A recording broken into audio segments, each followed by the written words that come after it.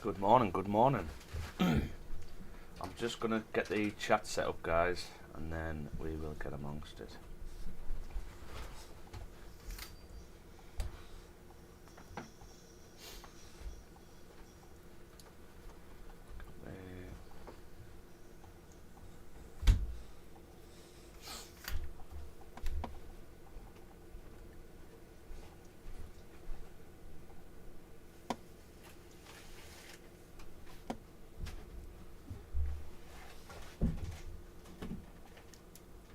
We're on. We're on. Welcome back to another stream. I'm hoping the volume's alright on it because I've changed a few settings. I hope it's not too loud for you. Also, I've changed a few settings for the music as well, so I'll try that as well today. Good morning, guys, if you're watching on YouTube. Welcome to the channel. I hope you grab some value. It's all about offering value in here. This is basically me trading. I trade every morning. The way I trade 8 AM every morning, London session. So we thought we'd put it onto YouTube. So that's what we're doing, building up the channel. Relentless has been around a while now. We're an education platform, and we push people down sort of the becoming funded route. That's what we do. So I hope you enjoy the stream. If you can, hit the like button, subscribe, and notify you for future sessions. Most weekdays I trade Monday to Friday. I was away yesterday, unfortunately. I was down in down south, down in Exeter, yesterday, unfortunately. So we're back at it today, and I know yesterday was actually a fantastic day to trade because a lot of our members smashed the markets yesterday. But we'll do a top down, and I'll show you what I sent in our group from the daily, because the daily was really nice. Because you basically had a breakout to the downside or off the daily, so you could have just swing trade. I'll show you it now actually. So what we noticed yesterday was this daily had broke below this level. So we were looking actually like this, and this is what I sent in the group. We had that. This was a Sunday night, I think I sent it. And I said we're going to come down to at least 1978, right? Because that's the next range if you think about it. So once you get a break below 2003, you should be pushing the next ranges, which is 1978. And then what happened? Price. And I sent, this is what I sent in the group. I sent this, and then I had my little arrow, and this was like that. So after a pullback on the daily, which you don't need much of a pullback, you only need to tap previous support, which is 2004. After a little pullback, you should be coming down to tap 1975, and that's what we got yesterday. Tiny little pullback, and then obviously dropped through the floor, so it was perfect. So now we need to do another top down, and every day before I trade, top down analysis, because the top down analysis tells you the story, gives you the overall bias for the day, yeah, and it just gives you the bigger picture of what's going on with price. So you really need to do a top down analysis every time you're going to trade, really. Okay, so let's get amongst it then. So monthly, let's have a look at the monthly. Now what I said with the monthly had actually broke out. So we broke out of these ranges at 2031. We broke above 1987, sorry, and we pushed 2031. Now what happened with the new monthly? The new monthly pushed up first, had no bottom wick, and tapped 21.49. Okay, and now it's flipping to the downside. Now there's still 17 days left of this monthly. Now, ideally, what I want to see is I want this monthly to close back into this range. And the reason being is because if we do, we should be coming down to 1846 levels, because that's the next range. Because that just means then you're now in this range. Therefore, you should be coming down to fill the bottom of the range. And then if we get a breakout below there, we'll obviously be coming to fill the next range, and so on and so forth. Or we're going to bounce back up. Okay. Now, also, the reason I want it to come down is because the way I trade is off previous data. And when we were in all-time highs, the only previous data I had was this, and this. That's the only previous data I had. Okay. Now, once we come back into this area, we've got all this previous data to go off. So, it's a lot more better. It's a lot better for us. Okay. However, the monthlies now came to tap its previous support. So we don't know how this monthly is going to close. It could close respect in this area, and then you've technically had a nest play, and what would happen then? The new candle will then push through, or we could break back into the area, or this could pull back and close doji. We don't know what it's going to do because now it's tapped its previous support, so it can do anything. So we're going to have to go off the lower time frames what's happening with this. Okay, so that's the monthly. So I hope it breaks below. Now the weekly.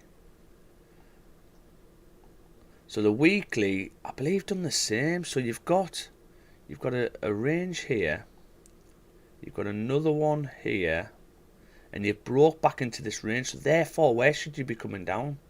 Well, you should be coming to the next range at 1936. Now you haven't had much of a top wick on this weekly though. Now you did sort of tap previous support, I suppose, but you haven't had much of a top wick. But if you think about it, do you think you need much of a top wick when you've broke all-time highs? This now is enough liquidity to get past these lows on the monthly. So this liquidity grab now here is enough to get past 1842, I would think. So are we going to just carry on coming down? We don't know. The lower time frames are going to tell us that. So like the likes of the daily and things like that. So the weekly is currently in this range. Therefore, where should we be going? Well, we should be coming down to tap 1939. Now, there is some minor supports in this area. And when I say minor, there is minor. There's one here. So if you look at this, price comes down to, which we've already tapped it. We've already tapped it. So if you look at price, comes up, respects this area, then comes back down to 1986 and then pushes back up, creates a high. Now I don't know if that's what we're going to get here, or are we going to power through. I would imagine that because we've done this liquidity grab, we'll probably just power through. However, we do have to be mindful that there is a minor support here. So what we could get is we could get the next candle come back up, tap 2009, and then flip to the downside at 1980, or even come up with the bodies of the candle. So we could get like a doji candle here, doji, and then we could maybe come back up like so, and then we could maybe get a pushing through. But remember, this is a weekly time frame, so this is what we could get on the weekly, and that would make sense with the monthly coming down, tap previous support, pulling back, and then pushing and closing below, ready to fill the next range. So that's what we could get today. Now I sort of don't want that because, sorry, in the next couple of weeks we want price to push through.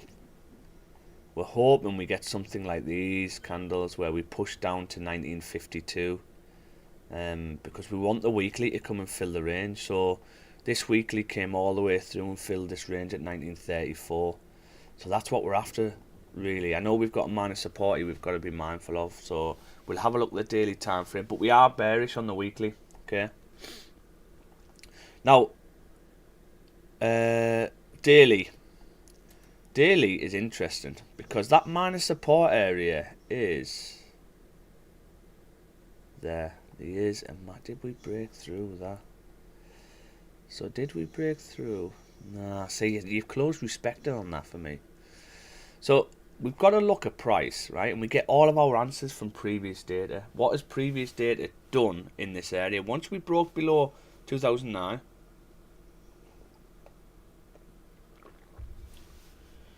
what's the quality like on YouTube, guys? It says it's the quality's gone down. Why has it done that? Restart chat.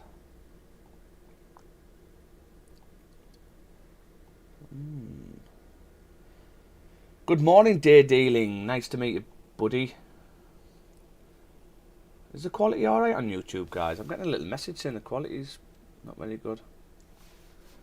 Give me a shout if it's not, and I'll have a play about. I should be. Okay, so for the daily, sorry. So the daily is close respect. So we need to see what price is done. When we close respect in 1981, what does price do? So if we look at the areas where we've done that, so we close respect in there.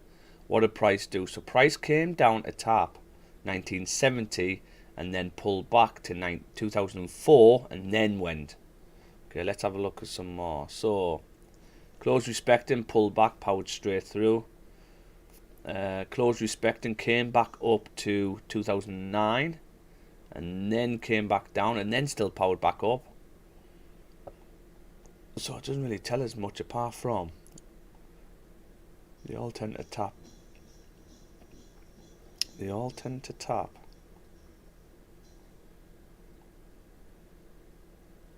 $1970 before pushing back up to tap 2009. This one didn't tap 2009, but it tapped 2003. So are we going to get back up to tap 2003 today before flipping to the downside? Let's have a look. Close respect and powered through. Came down, tapped, tapped. So if you notice, price before it goes anywhere, it's tapping 1970 and also tapping 2002. It is good for me. Cheers, Jonathan, mate. So we're tapping both zones before we do anything. So if we know price needs to tap them two areas before it does anything, how can we exploit that? So if we know price should come and tap 2003 and 1970 on the daily, they're going to have to be our targets. Let's have a look at the 4 hour. So the 4 hour is bullish, close no top wick. So this 4 should probably close bearish. Now where did this 4 close? I'm just going to leave these on for now. This is going to be our range. And this is going to be our range. But yes, we can push past it. So 4 hours, what have we done? So we closed bullish. Where have we closed though? That is key. We've got no bottom wick on this one. Let's get rid of this. For me, the 4 hour, where's the 4 hours come to? So there's a 4 hour range here, but it's not the cleanest at all. So we've got a 4 hour range here, respecting, didn't quite make it, tapped it with a wick, respecting, tapped it with a wick, and then on the upside, you've got bodies respecting it, fake out. So it's not the best of cleanest of ranges, if you like, but I would say there's a 4 hour range there. Now if we close where we've closed though, are we going to come any higher? Because you have got another 4 hour range here, but look, you can just get faked out. So if this 4 hour is going to close bearish, that means we could potentially get a 1 hour fake out back to the downside. So if we go off the 1 hour, because we're expecting the daily to flip, aren't we? No, we're not, because it's closed respecting.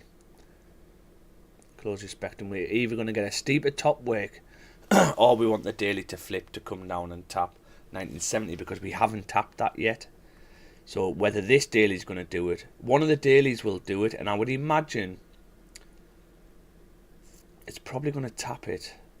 Is it going to tap it first? It doesn't actually need to tap it first, because we've had such a drop down.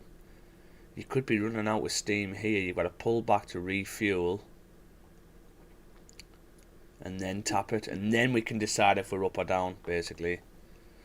So knowing that, morning guys, morning Pete, morning Martin, morning Claire.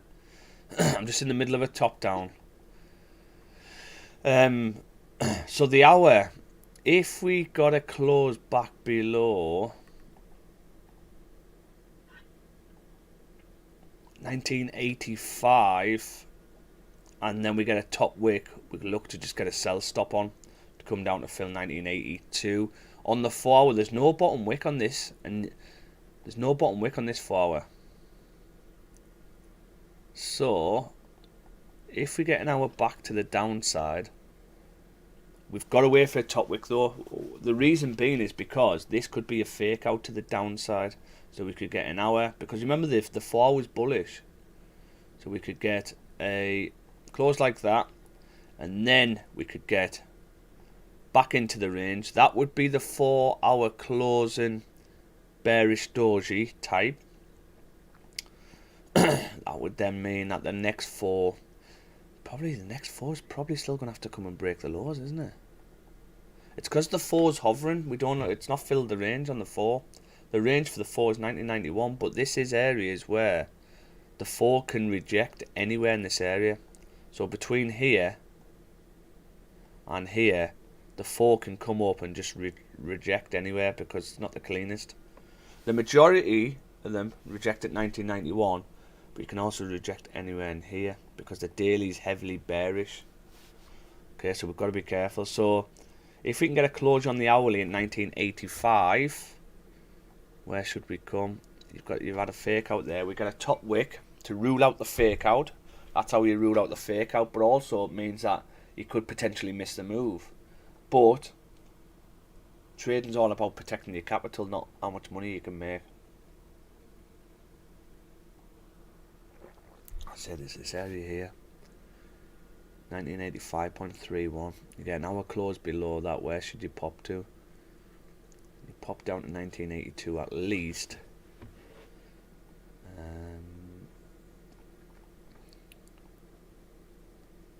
Hour close. Yeah, you do. So we should be coming down to at least 1979. If we couldn't come through that range, 1979, you potentially get a pullback. You can look for a second entry to get down to 1970. But that's if we get that hour close below. Hour break below. This one didn't quite make it, but you wouldn't have got in because it pushed down first, then come back. So could we get a wing back then if we get a close below? Where could we get a wing back from? I would prefer a wing back, to be fair. If we can get a, what's this area here? Every time price pushes, so you've had a break below, and then you've had the pullback off the higher time frame. You've tapped 1989, and then you've dropped. But every time, even if you come back up, every time you tap 1989, you still come down to tap 1985 anyway. So does that mean we could get an entry from 1989 back down to 1985, take partial move to break even? And even if it wants to carry on, still price has got to pull back and come up. So if we just look at previous date and see what happens, see if that's what happens. So it does here. So if we look at this, we came up, we tapped 1989, and then we came down to tap 1985. Same again, we tapped 1989, we came back down. We didn't tap it there, but we did here. Okay, same up, tapped, straight back down. Same again, tapped, straight back down. Straight back down, same again here. Yeah, it's not a bad zone now. It's whether we're going to get up to there though. This one, straight through, so this is where you'd have to have stops above. So we'd have stops above 1998. Not too bad, but still played out. Let's have a look some more data. Got more data to play with now. So look, our close below, yeah, came back in. Let's move this down a tad. 1988, I'm liking that. Tap. So this is what we're trying to get. Our break below, pull back. So after the hour close at 9 o'clock, pull back to 1988, entry from 1988. Take partial move to break even would be 1985, and obviously we look to come down to fill the range 1978, but further down to 1970. And then look, even if price does break below, price broke below, yeah, must have picked up some. We're nowhere near these levels, but still, even when you come back up, tap, tap, and then you're gone. So this one as well, you would be risk free at 1986. That's what you might have to do as a worst case. But this one's broke all the lows. That's why you've done that. Up, down. Yeah, I really like that. So, I'm just trying to work out where take partial move to break even would be. Because there's a few zones where it only taps 13. These little minor zones here, see this? So would that be take partial move to break even? I probably wouldn't take partial. I'll probably just move to safety. There. Yeah, every time. Apart from these ones.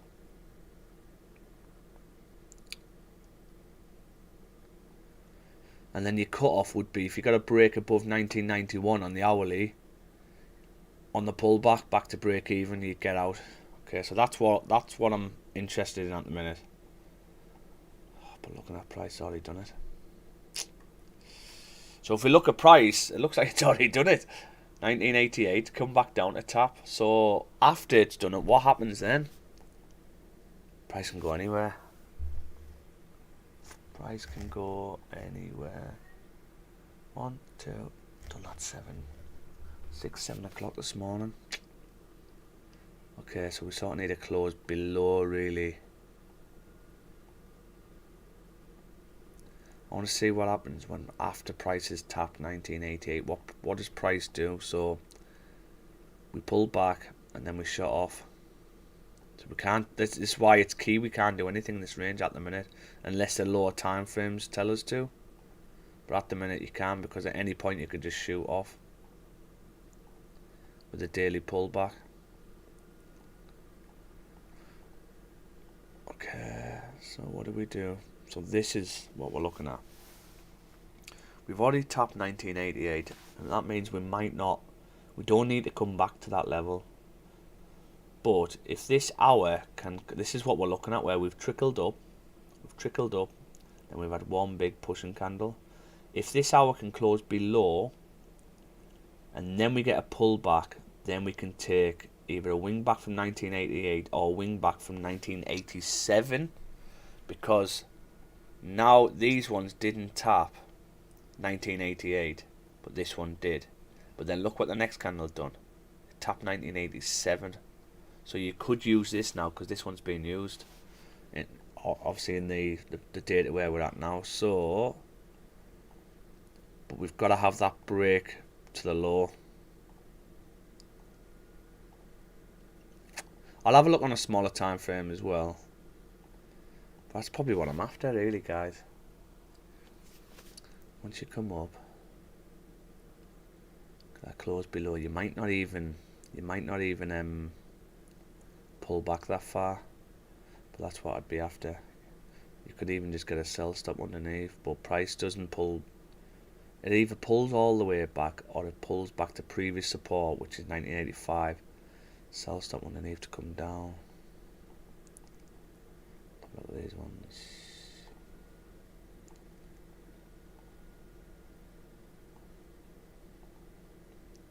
I don't like when price trickles, when it trickles up and down. So tapped it, we've got to be careful with it. Look, this is why we really need a pullback. Probably might not be able to take the wing back either,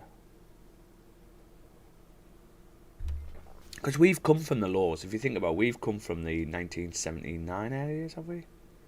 Let's confirm. Yeah, so we've come from 1978, 79. Now, when price is down here and it pulls back, where does it pull back to? Heavily bearish. So when we've come from the upside, we've come down 1979 here, and then we've pulled back. We've actually tapped 1991. So before then coming to fill the range. So if we don't fill the range at 1970, are we going to come and tap 1991 before dropping to the downside? This is probably the only one we're looking at the minute, this. So does that mean we could take a wing back from 1991?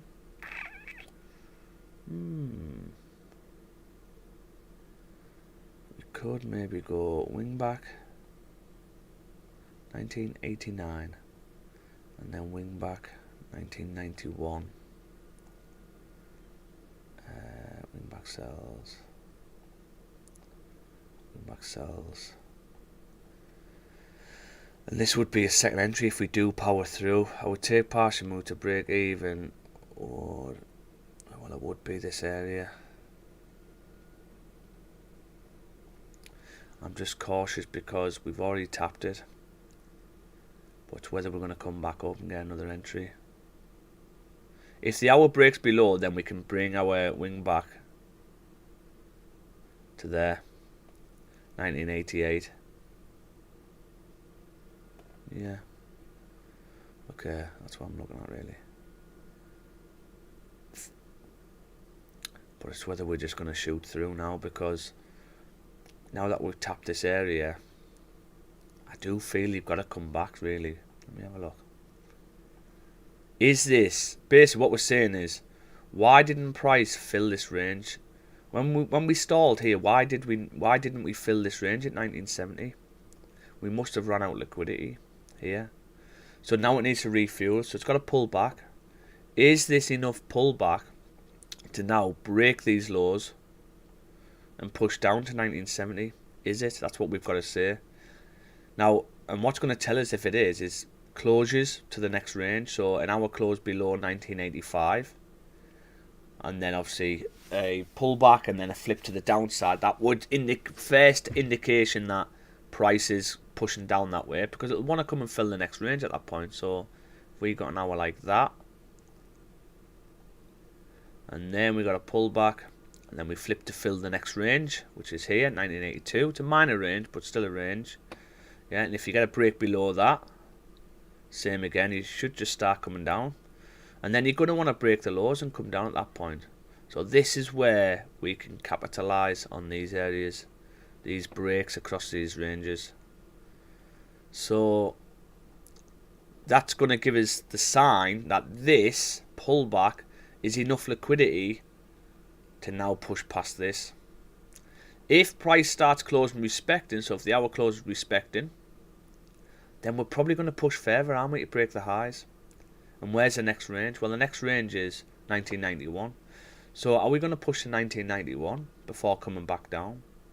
Now, what would be perfect for me is if the hour can close like that, back into the range, and then, because what would that be with the forward?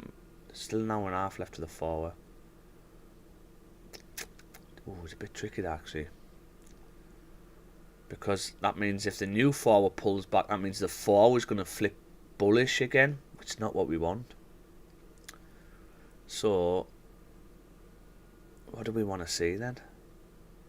We want to see the 4 end up bearish, or the 4 comes to fill the range at 1991, which might do with the new hour. So if we want an hour closure below, and then we want to pull back, I mean, definitely get sell stops underneath the hour, right? We might not be able to take a wing back until the 4 hour closes, but because look, we don't want to get caught out with this here. 4 hour can power straight through, and that's what we don't want to get caught out on.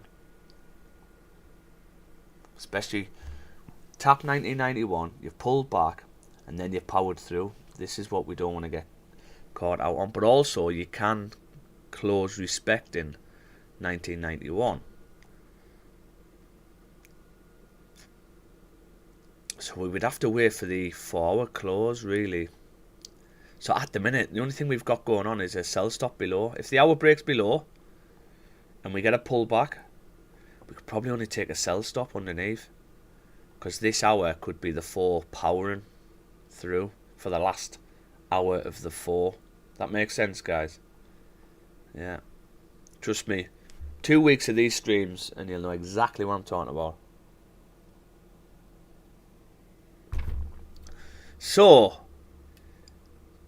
wing back's a bit tricky because of the 4. I'm just trying to think. If you get a 30-minute go to 30 close, so the 30's close respected. Because if the hour close is respected and the new hour opens up and pushes down, could we take a flip off the 4? Because the 4 might flip back to the upside. The thing with the 4 here is this area. If I haven't had a bottom wick on there, so is this 4 going to come down to tap the bottom wick area? 4 would be key, because if you got a forward close below here, even better. Pretty simple. Pretty simple. Forward close below, pull back, sell stop underneath to come fill the range like this one. That means this whole move here would have been a fake out. And that's confirming that that's enough liquidity. You could then take these wing backs if you pop back up there, but you might not. But you just take a sell stop to the downside in 1979. Come and fill the range. 1979, but look to come and fill 1970. That would be better. But that's waiting on the 4 hour, which is an hour and a half. We're going to have to wait to see what this hour does, guys. Got to wait for this hour close. Ideally, we want to close below 1985. Now, this is what I want about with gold. You're probably looking at this line and think, well, that's not the range. Why isn't the range like that? It's because previous data, I try and get the best fit. And the previous data, the majority of the time, I believe it's like that, where the wicks too, where this would have been just a little fake out to the upside. So you've got to try and get the best fit, and then you've got to go worst case. So this is closer to price. So if you've got to break below that, but that other little minor area, you don't close below that, that's what could catch it out. So that's why I go with these. I'll see if I can find that zones. Yeah, look. So I want this cleared, this fake out area here. I want that cleared. You've got, see these wicks here. When you get wicks to the areas like that, it's quite a prominent area. There's another one there. You've got loads of wicks to the area here. You've got bodies of candles. That's why it's fit like that, basically. Look at this hour go now. I can't do anything at the minute, guys. I need an hour close. Now, hopefully, this hour won't drive.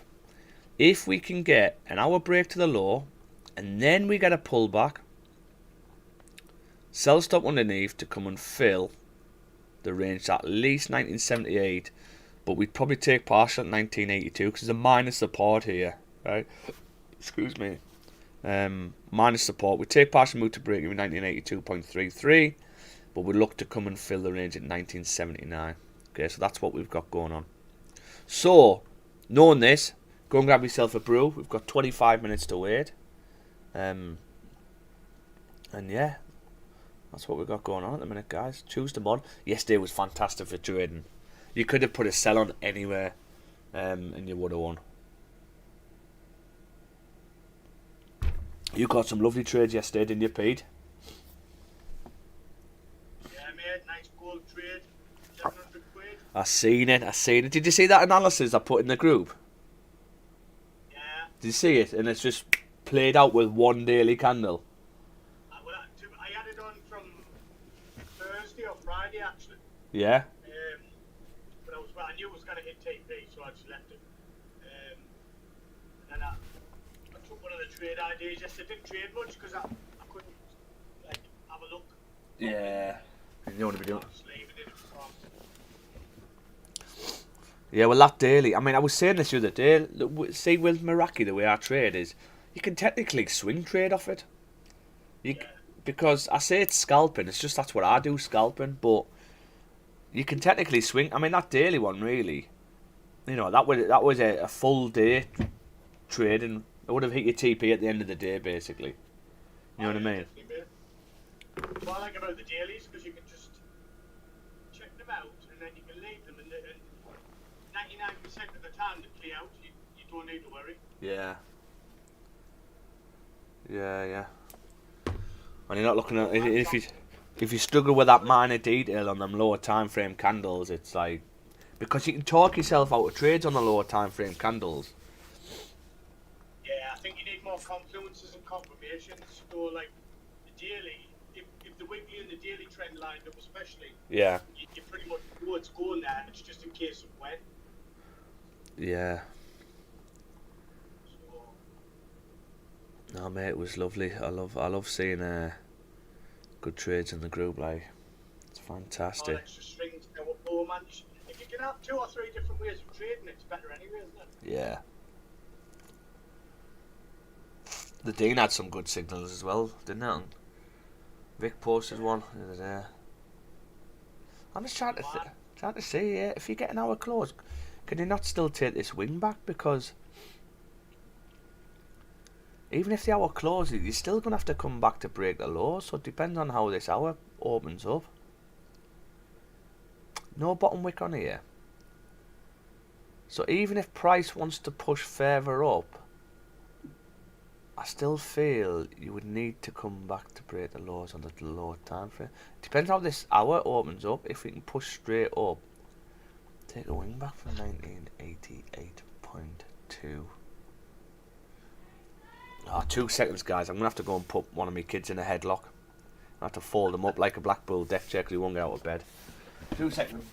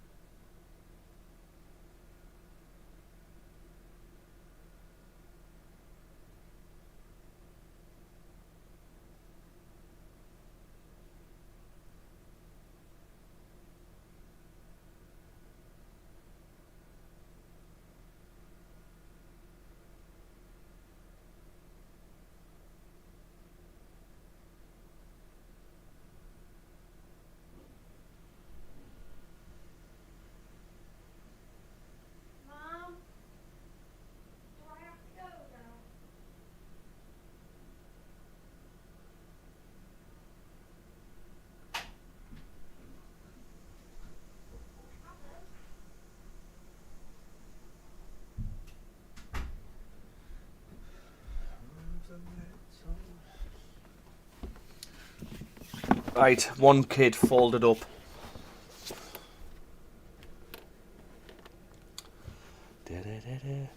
Okay, so I want to have a look if our break below, pull back, sell stop underneath should be coming to 1982 at least.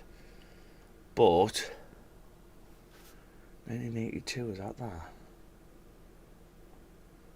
I just got to be careful of the fake out.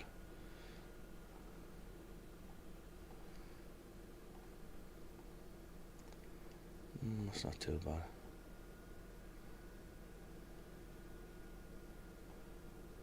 I would prefer a wing back. Definitely would. I will break below. Push. 15 pips. I'll break below. Fake out. 1988. I do believe you've got to tap 1982 if you want to break the high. So if we don't and we pull back, the wing back would be on, I would imagine. Loads of fake outs here. That's what we don't like. We don't want these fake outs. Back into the area low. 1988.27. Because is this the pullback now to push to the next zone? 15 minutes for a closure, guys. 15 minutes.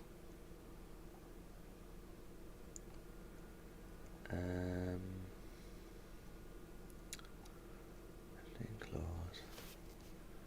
When you get a 15, an hour close, we might not make it back up to. So we need a pullback to at least there. This is our pullback zone. This is our pullback zone. We want to pull back to at least. Okay, pull back to there. That there. So the thing with these pullbacks, guys, right? I'll quickly explain this. When you get a break to the low, let's say price is moving down, we've had a break below. It's got to have a bottom wick. The reason it's got to have a bottom wick is because if it doesn't, the next candle tends to then create the bottom wick and close opposite to what that candle is. So it's the same if it was bullish. This one would have a bottom wick. This one wouldn't. So then it's a no trade. We don't take it because you can get tagged in if you're taking like sell stops or buy stops. Okay. So this, if you get a break out to the down, you've got to have a bottom wick. Okay. Bigger the better, because you'll come and fill the range. And then you'll get a pullback, and then the candle will flip to the downside to come and fill the range. Right. So we've got to get that pullback first. Now the pullback tends to pull back to tap previous support, which is here. But previous data will tell you if it goes further. And what we've seen from previous data, you tend to tap 1986. So I want that tapped. But also, because you know the fall was bullish, I want to steep it pullback. And why I want to steep the pullback is because I don't want to get caught out on the fake out where the fall can flip to the upside and start pounding to the upside, which it can do. We know it can do. So we don't want to get caught out. So we've got to be disciplined and wait for that pullback. Now, then you've got to say, well, if I want to steep a pullback, how far the pullback do I want?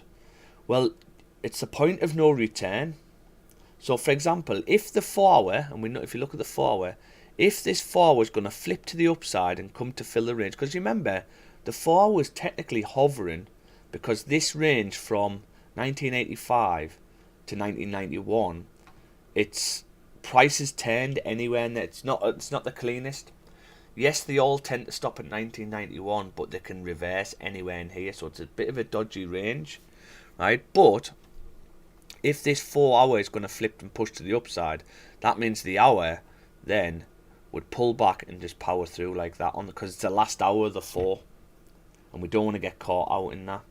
And the way we don't get caught out is we need to find the pullback where the point of no return. So what I mean by that is, if we are going to carry on, at what point do we think price can get to where it's not going to pull back to tag us? Because price just doesn't go like that, does it?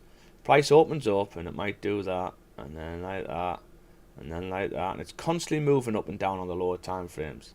But at what point is this going to get tapped and not tag us if we have a sell stop underneath? You've also then got to say, okay, so if price comes to there and does come back down to tag us, what's the odds of price not just tagging us to push straight back up?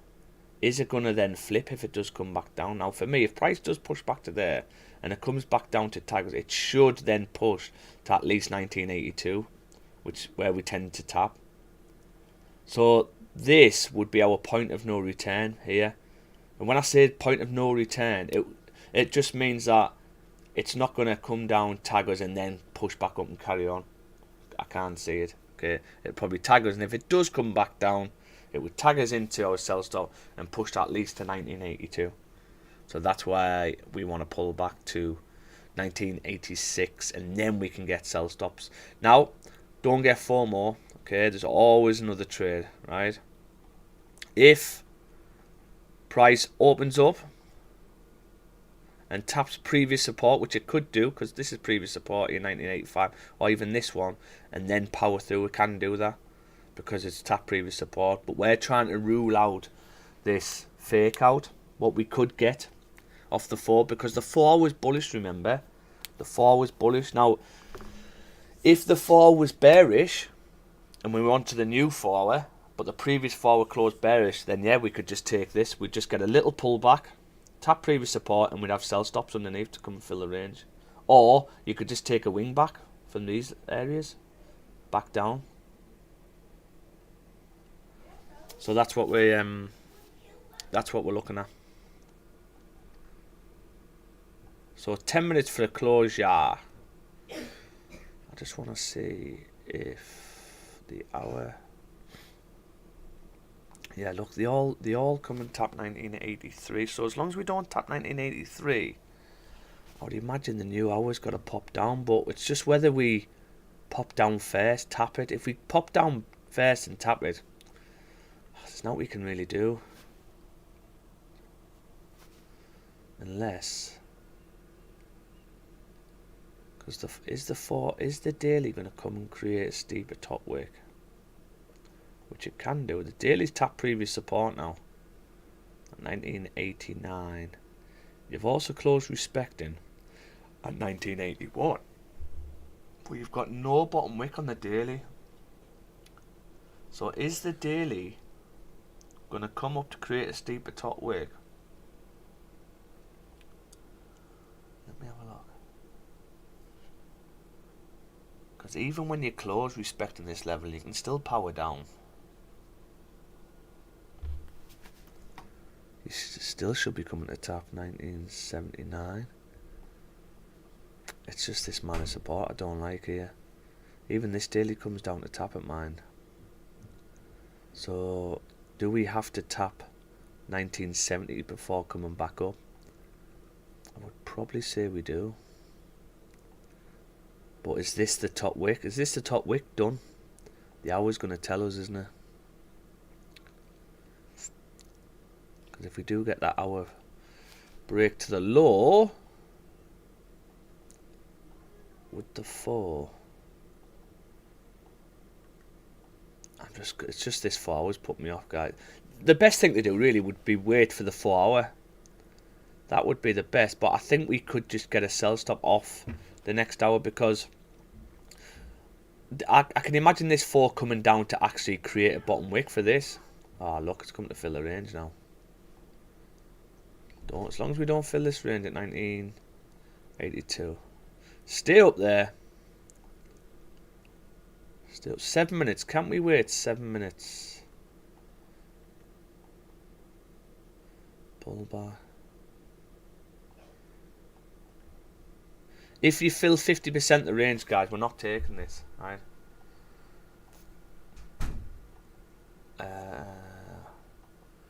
Stops would have to be up here, because that would be the 4 hour range.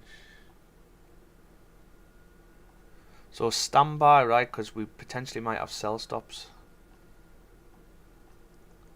So we'll be looking something like that.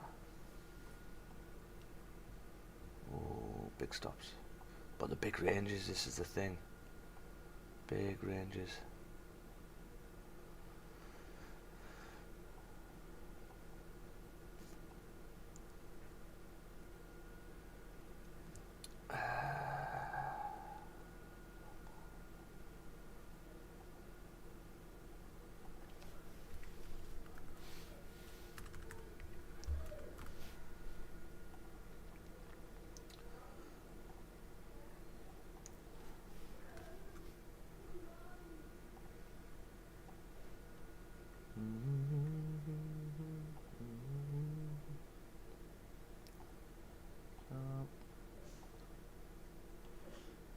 So we'll be looking at probably 1984.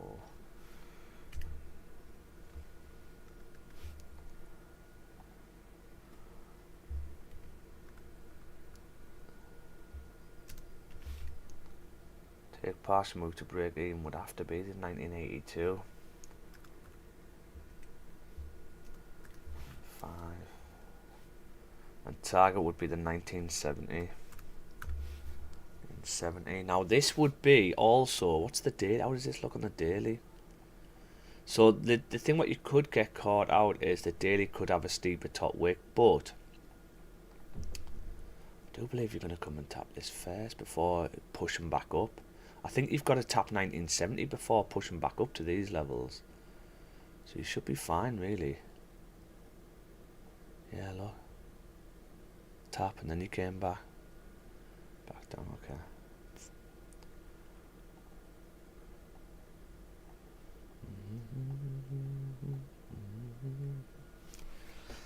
Okay, so 5 minutes for a closure. We've got potential sell stops on. Right. It'd be a case of when we get that pullback, tap 1986, it'll be a sell stop underneath the hour.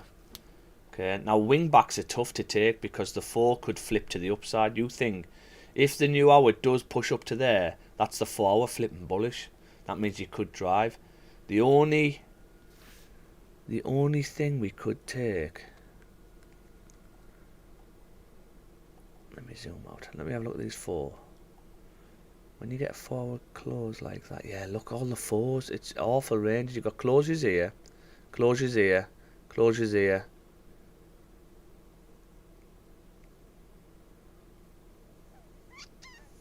I can't take a wing back at the minute.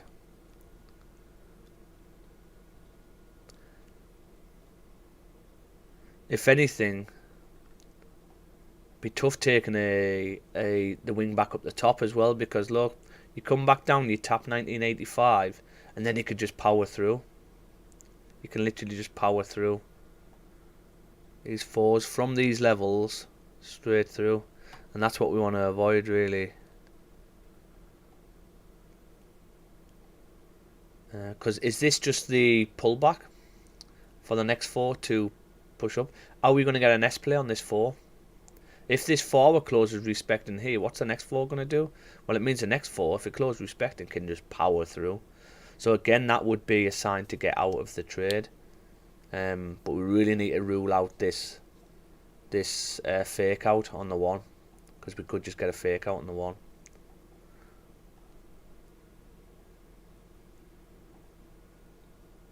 Uh, 12 pips from the low. 3 minutes, guys. 3 minutes. 15. So we want a top wick. 15's broke the low. So we've got a 15-minute breakout.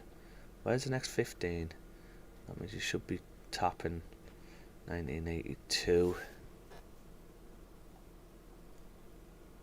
Now, no FOMO, guys. If this just powers through, okay, it could just power through. 97.69, and then we've got 1984.72. But if we can't get it, it's not our trade to take. Okay, not our trade to take. 2 minutes for closure. Give us that top wick. Come on, give us that top wick. Look, this is what we're after. Break below, pull back, tap 1986, and then 1986.64. Is that what this is on? 1986 point. See, that we're a bit lower, aren't we? That's okay. And then a flip to the downside to come and fill this range.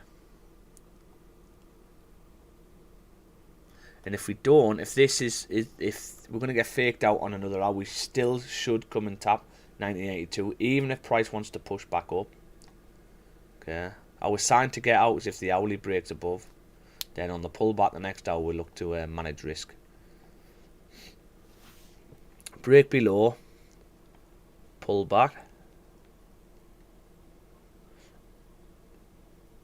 What I will do though is I'll look on the lower time frames for a wing back, so it might be a fast call, because if the lower time frames are like closing with no bottom wick and no top wick, things like that, then we potentially could still have that on.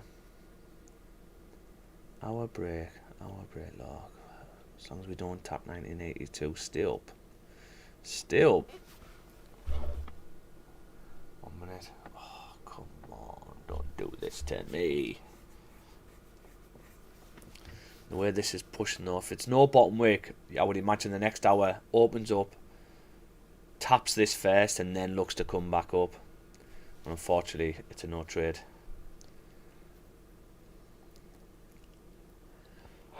Well, at least we had an hour break to the downside.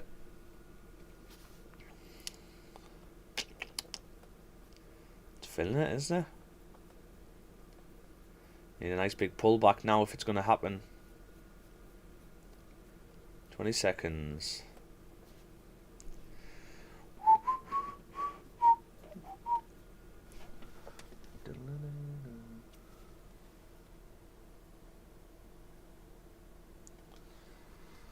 Six. Are you going to pull back? Oh, guys, I can't take that. No bottom wick either. So what this means, no bottom wick. Good demonstration. This hour should pop down first, tap 1982, and then maybe flip to the upside. Now, we can't take this now. Can't take this. You filled that range now. If anything, we could potentially take waiting for the forward close would be best, but what it is, this next hour could just drive if it wants to. Now I'm trying to think if let me delete these signals.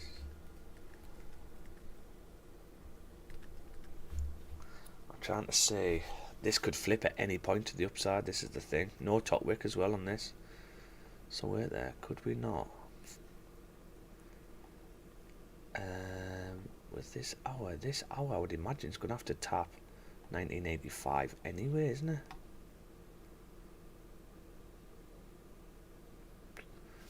The 4 was bullish. Ooh, where's this hour closed? So you're going to have to come and tap. Even if you want to drive, I would imagine you're going to have to come and tap previous support. Oh, it's already flipped. See how this hour closed with no bottom wick, and then the new hour opened up, pushed down first, tapped 1982, exactly what I said. Sometimes what you can do is, because the 4 was still bullish, this is what we're seeing. The new hour pushed down first, and you've got no top wick and no bottom wick. So what you can do is you get a buy stop on the other side for the flip. And what that means is, because the 4 could flip still, so you still got some sort of bullish momentum, right? But still, even if it's not, and price is going to push down, this candle is going to have to come and tap previous support anyway before driving. So the candle flips exactly what it's doing now. It's flipped. You would be in profit now. 1984. You should come and tap 1985 anyway. That would be your take price move to break even. But also, if you've caught that 4 flip to the upside, then you've got a fantastic trade. That's something we could have looked at, but it's just happened too quick.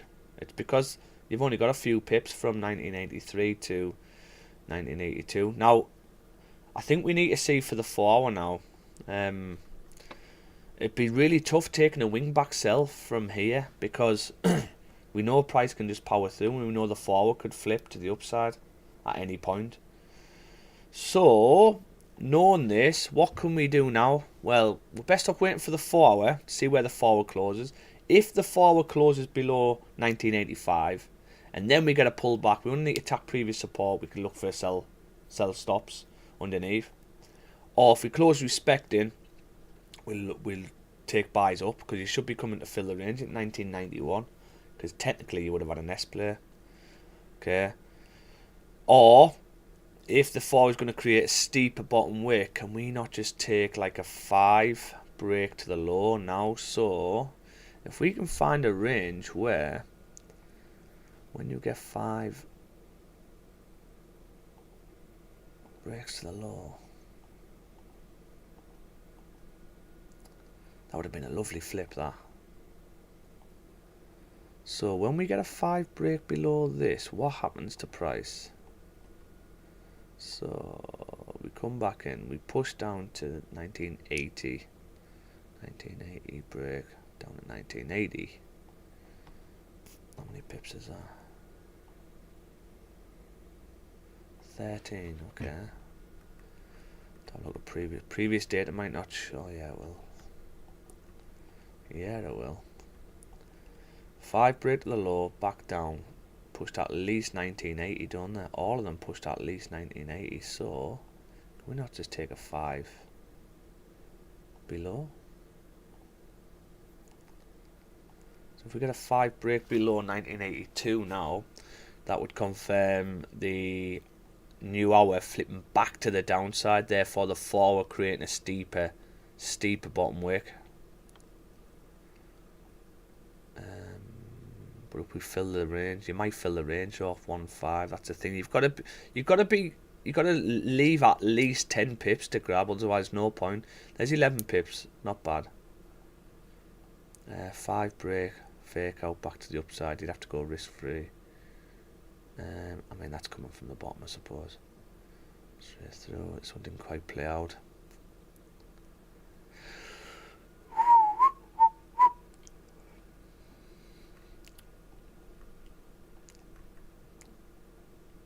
Yeah, we could probably do that, guys. So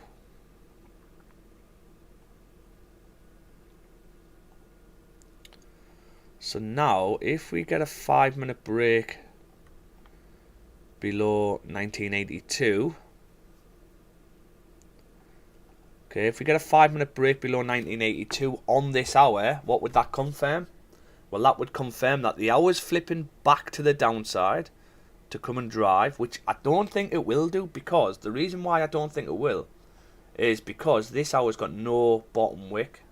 Okay, so then that tells me that what tends to happen when you've got no bottom wick, the next candle, then this will probably end up closing bullish. Okay, that's what tends to happen. However, it's Forex, anything can happen, guys. We just go off probabilities. The majority of time what happens, well, from what I've seen with gold, when you've got no bottom wick, the majority of the time this one will close bullish. But then, is the new forward then going to power through? Because all we need, remember guys, is a 4-hour bearish close below 1985, and we should be good to come and fill the range at least 1979. But remember, that goes along with the daily.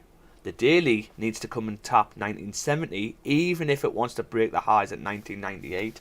So all makes sense, and this is why it's so important to do a top-down analysis, because you wouldn't be aware of the weekly, the daily, where it needs to tap on the lower time frames if you didn't do a top-down. So I think we wait for forward close. If we get a pullback, we can get a sell stop on. But worst case, if it opens up and powers down straight away, we'll just take a 5-minute close below 1982. Literally, market execution straight down to at least 1980, but we'd look to target 1979, and actually even further, to be fair, 1970 levels. So that's what we've got going on at the minute, guys. We're going to have to wait for a forward 4-hour close.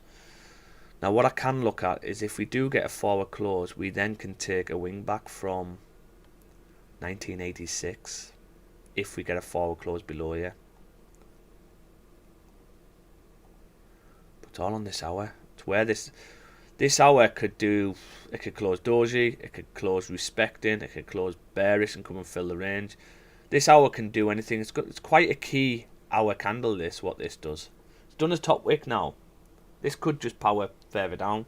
We don't know, but it's quite a key, because if this hour is going to close bullish, that means the new fall is going to open up and probably push up first, because we closed bullish, and then come back down. So then we can look at the wing back. If it closes bearish, yeah, then it might open up and push down first. So we just look for the breakouts of the low. So it's quite a key candle, really. We will see. We will see. I can't do anything else at the minute, because this hour could just, it could just mess about. It could just close doji and not move at all. Now it's hovering in the range, so I would imagine it comes down to tap 1982 on this area. But previous data, you can tend to only tap 1982 and then come back up. So quite interesting to see what this does.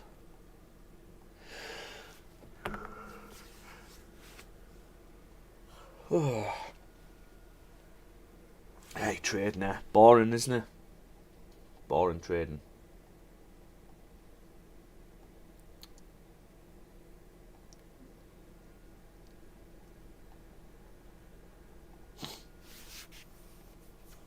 Is that Mr. Chapiol, is it? How are you doing, mate? You alright? You're alright. I know it's you when you come on to Discord, because you're pink, aren't you? Yeah, it matches your eyes. Yeah. Yeah. Have you caught anything this morning? No, I've only just got on. I've had a busy morning this morning, mate. Oh, yeah. I've had to do school runs and stuff, so... Did you catch anything yesterday? No. Oh, mate, it was lovely yesterday. Purposes, mate. I know Vicky and I had a good day yesterday, didn't they? I was watching, like... The Dean Indicator smashed it yesterday. Oh, yeah. Signals and that on it. Yeah. 5 close, break the low. What's that? Well, we're close. Well, I say we're close, mate. We need a forward close, really. We need a forward bearish close. Yeah. That's what we're after. At the minute, we can't do anything. Are you on YouTube as well? Yeah, we're streaming on YouTube as well. Coolio. How was the Christmas party? Was it a good one? Yeah, it was good, mate. It's good crack. Always is. Well, that one, the first one we done, it was at a different venue. It wasn't the best. Like, it's the one you came to. But What venue was that on before? so that one you came to, that was our first one. That was with a different organizer. We weren't keen on that one, so we went somewhere else. And I thought that was alright, though. it was alright. But this one's miles better. Yeah. Oh, look, the hours flipped to the downside now. Are we going to drive? Are we going to drive? 5, no top wick. What are you doing? I want to see if we get a close on the forward below 1985. Where can the forward pull back to? So what we might get with this forward is this. We come down to tap 1982.23. We pull back.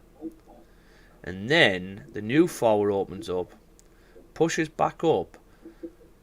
But this is where you've got to be careful, because look, it took 8 hours to actually get this move. So is the forward going to pull back enough to tap it, or are we going to trickle up? I hate when it trickles up like this. So, or... Where that yellow line is there, mate? You are? Where that yellow line is that where you're looking to take from? Because it's been there before. These are potential sells, yeah. So basically, with Meraki, we've just identified where if we get a break to the low, we know the new candle's going to have a pullback, and we're just trying to get in on the pullback. That's all wingbacks are, really. But these are not on yet, because we need to see candle print, but they're just key levels. But what I'm seeing is, if you get a forward break below here, you tend to pull back to 1986 off the 4 and then flip. So could we just take that 1986 for a wingback? I would prefer a wingback. I bet you I know why you called that wing back, because you were a good wing back in the day, weren't Oh, that's what it was, mate. Yeah. you? You were like cattle then, yeah. I was one now. Mate, I can't run 50 meters now without Mate. going out of breath. My fitness is a joke at the minute, like, Yeah, we need to get on the hills, don't we? like, yeah, definitely do. I'm gonna have. I think next year I'm gonna organise a relentless weekend. Camp. Yeah, relentless weekend camp, cliff jumping, gill scrambling, Yeah. paddle boarding. You know, some cold water dips, things like that. We'll be releasing your own relentless clothing brand soon, mate. Oh yeah, that'd be nice. Be nice. Open your toes into other avenues, mate. Into other ponds. I think this 4 hour might be on here. Oh shit. When you get a forward close below 1985, right, all the 4s come and tap 1980. So if we don't tap 1980 and we get a pullback first, we can take a wing back at 1986.04 to come down to tap 1980. I think all the 4s have to tap 1980 before doing anything. 1978, this one. Yeah. Yeah, we could probably look at that. We could probably look at that. But whether it's going to pull back that far, that's the thing. We don't want this to come and fill the range at 1980. Because this is technically a fake out back to the downside if you think about it.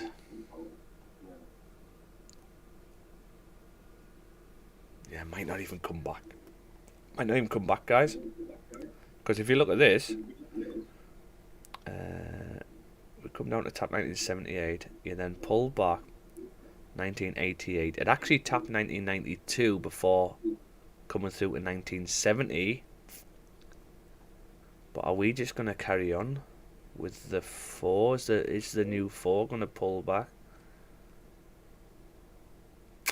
Interesting. Interesting. There's a key level at 1986. Where are you looking at trade from? 1992? I'm looking at trading from 1980. 1986.00. I'm looking at an entry first sell from there, but as long as we get the forward close, but we've still got 44 minutes left of this 4 hour, so we've still got some time now. I can't do anything in this range at the minute. We nearly had a sell stop on this hour. We wanted this hour to close up here, and then so wick fill. We wanted to pull back. And then we're going to get a sell stop on to come and fill this range down to 1982, but it's already filled it. Because I was pretty confident you've got to tap 1982. You have to tap 1982, and it's already tapped it now, so... And we've missed the moves. Well, we couldn't have gone in anyway. So I want to see lower time frame, maybe 15s. Can we get that pullback down to here? It's all on this forward, but there's 44 minutes left of this forward, so this forward can do anything. We have got a sell below 1982 on the 5, which we can take. But I would much prefer the 4 staying where it is. Pull back. And we get a wick entry in 1986, a wing back.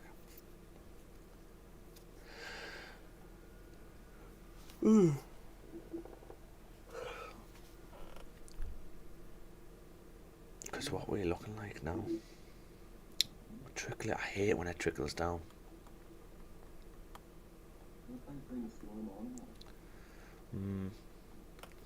Yesterday was unreal, mate. I was watching it on my phone, like, would have been a great day to trade that. No, were you not active yesterday? No, I was bloody driving from Exeter. But, like, the daily was just so... Mate, you could have just put a sell stop off the daily and put your TP at the bottom of the range. Yeah. That's all you needed to do.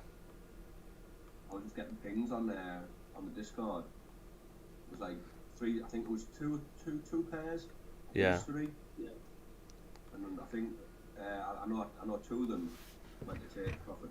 The third one, take profit 3. It was just ping.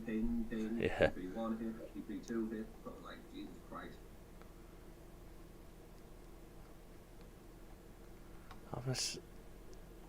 Is this what we're after here?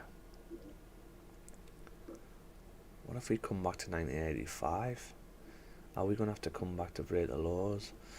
The 15 doesn't really meet nicely with the 4 hour. Because you already break these laws before coming back.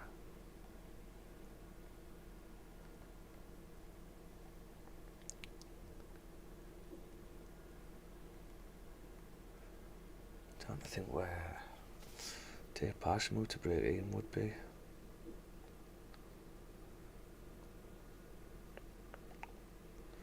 Have to be here, wouldn't it? 15 pips, not bad. Back up, down, back up, tapped. Up, second entry, down, tap. Up, tap, down. Back, down. Okay, that's quite a key level, that. So that's what we're after.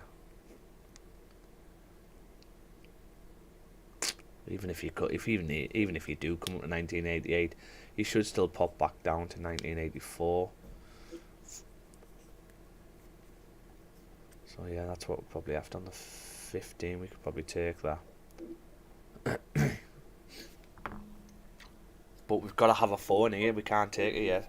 We've got to have a bearish 4 close, because at any point this 4 could flip. So we sort of need price to be boring here and not move. We need price to just stay in this area, close exactly where it is now, and even better that it hasn't broke this, because no bottom wick on this 4. So price, it's another reason price wants to come back down. So if we can close like this, and then the new 4 hour pops up, taps 1986.13, we'll take a sell from there, and we'll look to come down to fill the range, because they all tap 1980 at least. That would then create a bottom wick for the 4 hour. And the 15s do come to 1986 and then tap to 1984, even if price wants to go up. So let's say the 4 hour pushes up. Remember, it doesn't just go up like that, it's constantly moving. So I think the 4 would tap and then come back down, take partial move to break even if price wants to push. You're still going to get that. But at this way, at least you're going with a trend. So unfortunately, 40 minutes, we want price to be boring here. We want price to be boring and just stay in and around these areas. And I think it will do, because this hourly, it's got no bottom wick. So I do believe this hour is going to close doji or bullish. I might be wrong, because Forex, anything could happen. But that's what tends to happen. And why isn't it driving? No, why isn't it drove yet? Oh, wait there. That's why, because the 5. Oh, no bottom wick on this 5. So yeah, I mean, price might come down to tap 1982 actually on the lower time frame, but even if any closing here is fine with us on the 4 for this wing back at 1986.00. So that's what we're looking at really. If not, we'll just take a 5-minute close below 1982. But if it's close to the 4 hour close, we probably can't take it, because you're going to get that pullback of the last candle. That's another thing what candles do. The way candles, let's say you've got a close like that, or let's say price is pushing up, what tends to happen is the last quarter of that candle, that's when you start to get a little pullback, and that's where you get your wicks from. It's normally the last quarter, tends to be the last quarter. So if you're looking at taking a buy on a lower time frame, but it's the last quarter of the 4 hour, and you've took a buy because you've had a 5-minute breakout, knowing it's the last 15 minutes of the 4, what you're going to get on the 4 hour, you're probably going to get a fake out in the lower time frame to come back down for that pullback on the 4 to leave a wick. It might still get up there with a new 4, because if you're heading that way, pull back, flipped, come fill the range. But it's just one to be aware of, that if you're taking a trade on the last quarter of a higher time frame candle, hour, 4 hour, whatever, you'll tend to get that pullback then, because if you look at every candle's got a wick. And it's normally the last quarter what pulls it back.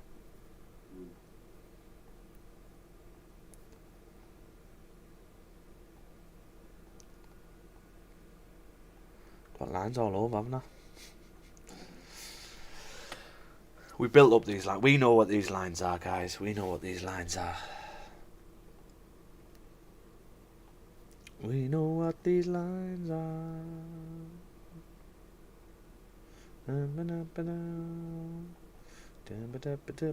Sold your house yet, chap?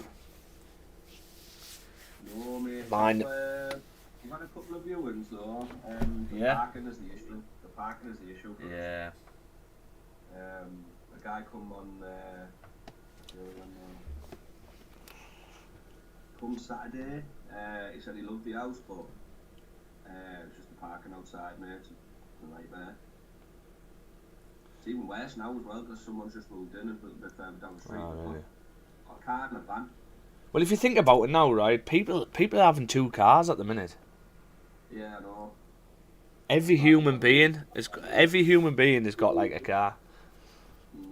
So it's just getting crowded. But yeah, the issue with my house is the area. They all drive past Millbank Road and then they're like, I don't like this area. Yeah, so I'm not expecting to move very soon, like. Yeah. I've had loads of viewings, mate. Loads. Do you have to be there, or do you? Well, No. I'm not expected to drive up every time, are you? No, I don't have to drive up. So what, is it just the estate agent that meets them there? Yeah. Yeah. Oh, look at this 4. See, we don't want this 4 to power down, really. We want this 4 to stay in this range. We definitely don't want this 4 to come and tap 1978, which it can do. But we don't want it to do that. Yeah, I've had loads of viewings, but the feedback I get is just the area, mainly. Yeah, I think it'll go. I mean, I thought it might have. Well, it's this side of Christmas, isn't it? So I'm thinking January, February. Yeah. People might start looking and that. So. Well, that's what the estate agent said to me. Is December goes quiet, and then January everyone's got the new iPads and the laptops, and then they're just looking for a new house. So that's where to get quite a spike of viewings. Yeah. Well, the other people, the people we're buying off, they're in a chain as well. So. Are they? Even if we sell, we're still stuck until they move. You know what I mean? Yeah, so, yeah. In a way, it's good for us at the moment. Oh, you found a house then, I take it?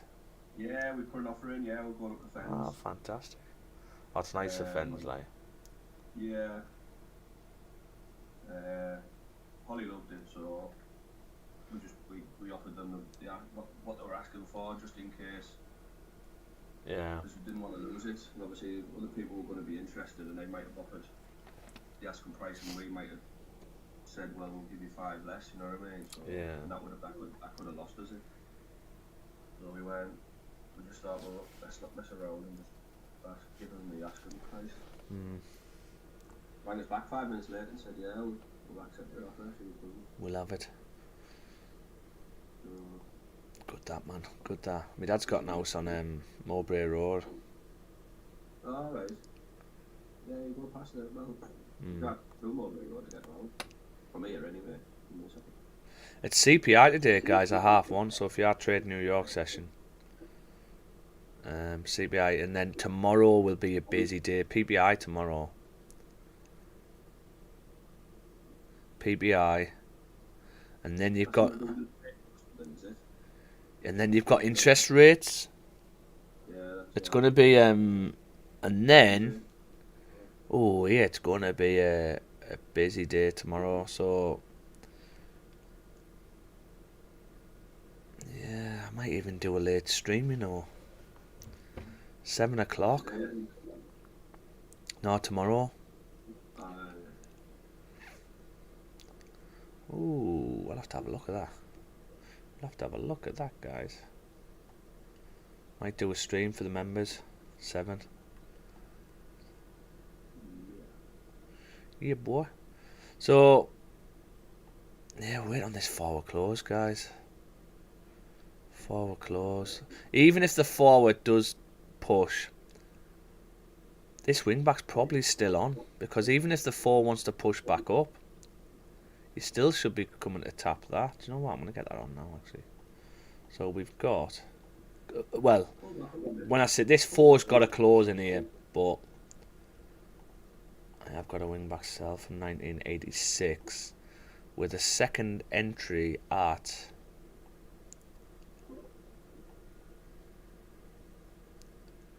Second entry at 1988.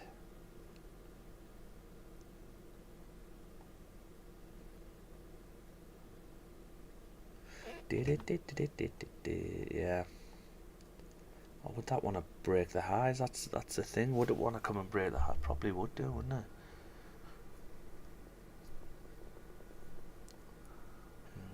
Sunshine.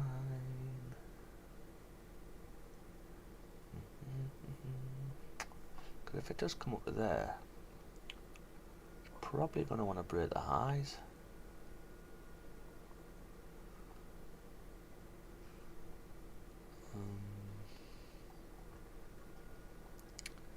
I don't know whether we could take that second entry, you know.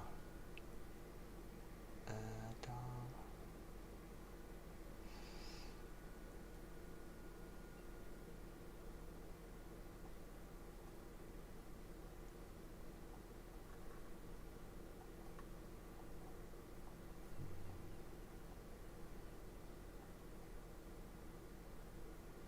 Right below. Back off.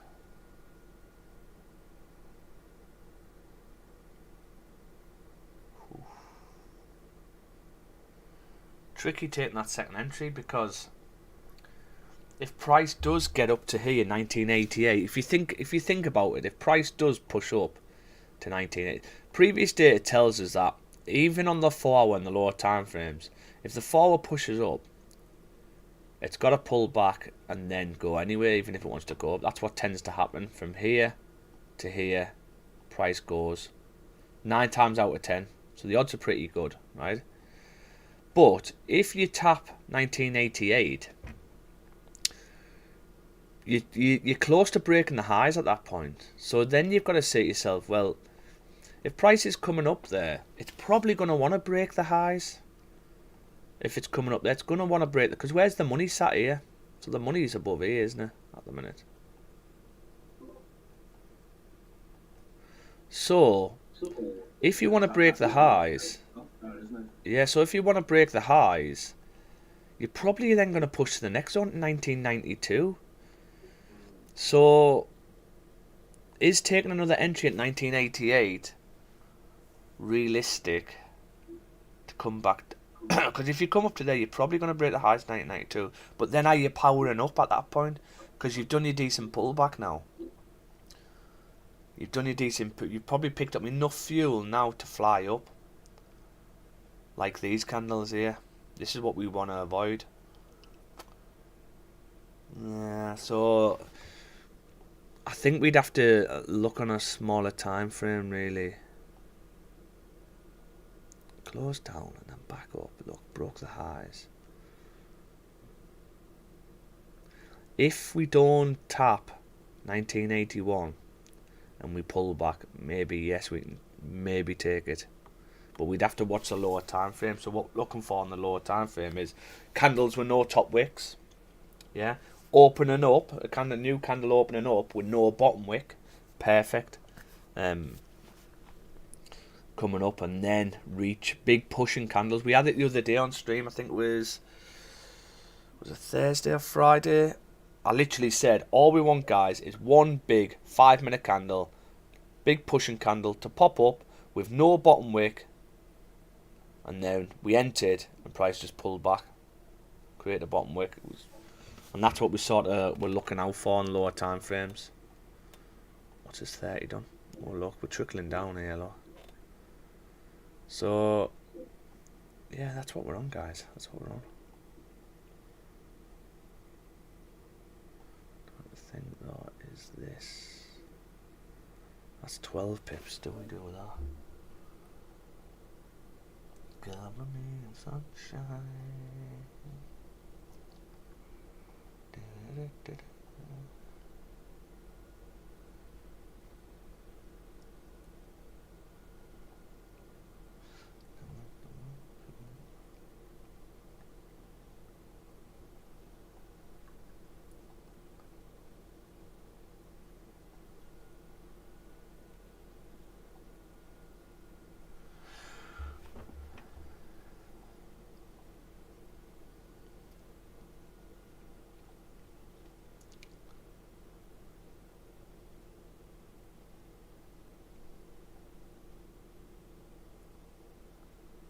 Probably that, wouldn't it?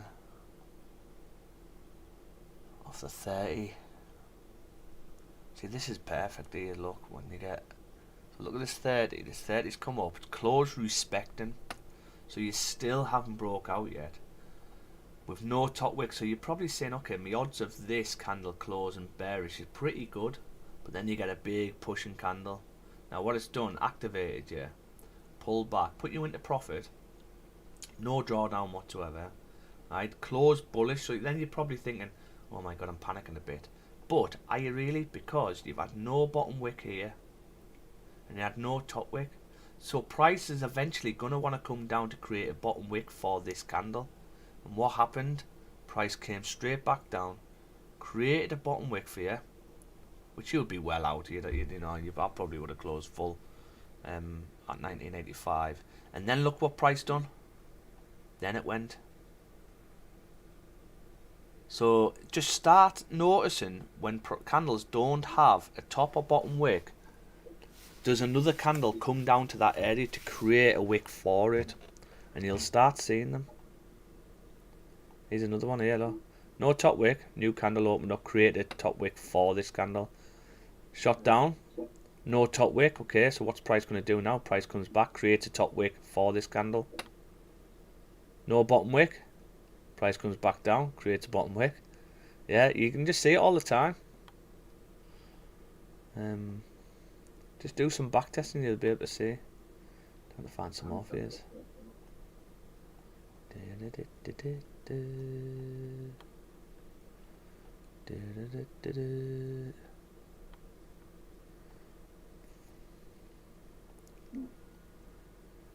Oh, look.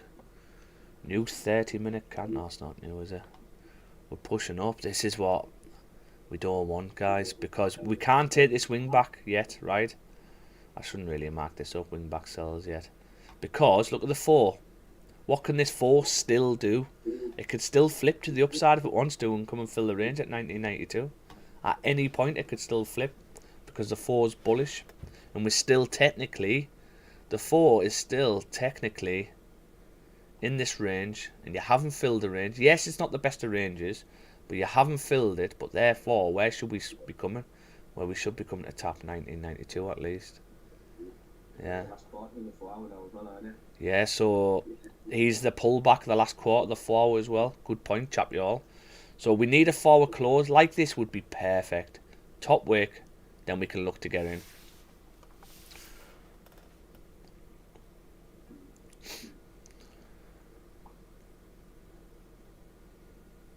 Another 25. 25 minutes, yeah. So we need price to stay down here.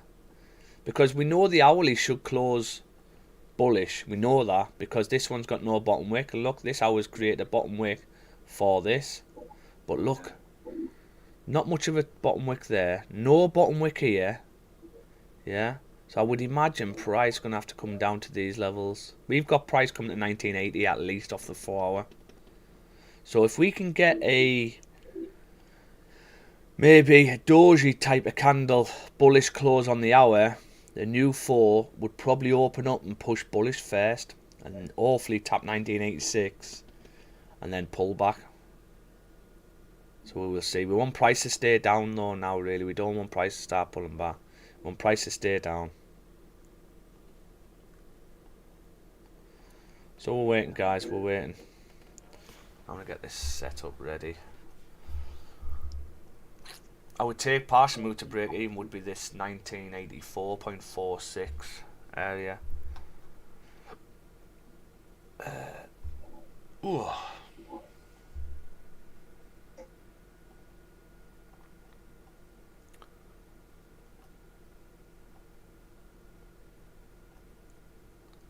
Target is 1970.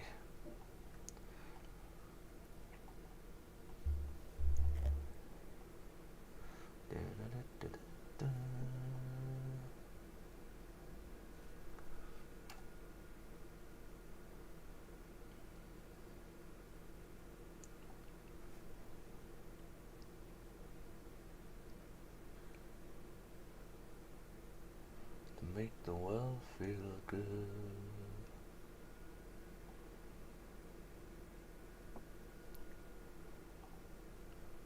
Can we get up? We could even get a sell stop on really, but I would prefer that wing back. 1986. Well, target is 1970. Not, because that's the daily. That's a daily target basically.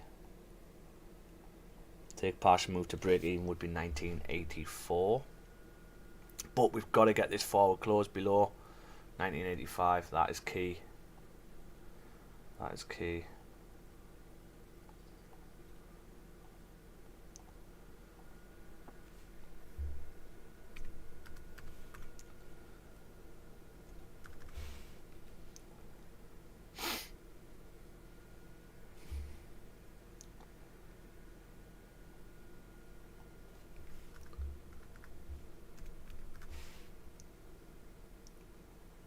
You watch the Newcastle match of the day, chap? Yeah. Tough one, eh? Yeah. It's we just got what it is. You can't even complain. That's the thing. Yeah, well, this is all I see. Like, oh, I'm tired, yeah. But I think if you can't play 3 games a week at that level, at that level of fitness that they have, then. But look back at the Everton game. Yeah. 4 or 5 mint opportunities, but because they didn't take them, and then the mistakes that were made at the other end for us, obviously, and then people just started making it, oh, we're tired. Well, we're not. You wouldn't be saying that if we were if we'd have took our chances. Yeah. We were 3-4 now ourselves. You know what I mean? But, yeah, you know, I know. Obviously, you know, but I think it's. Yeah, I used to say that because they're on thousands of pounds a week, right? So they should be able to play 3 games a week. But somebody told me, I don't know if I can remember it, an analogy.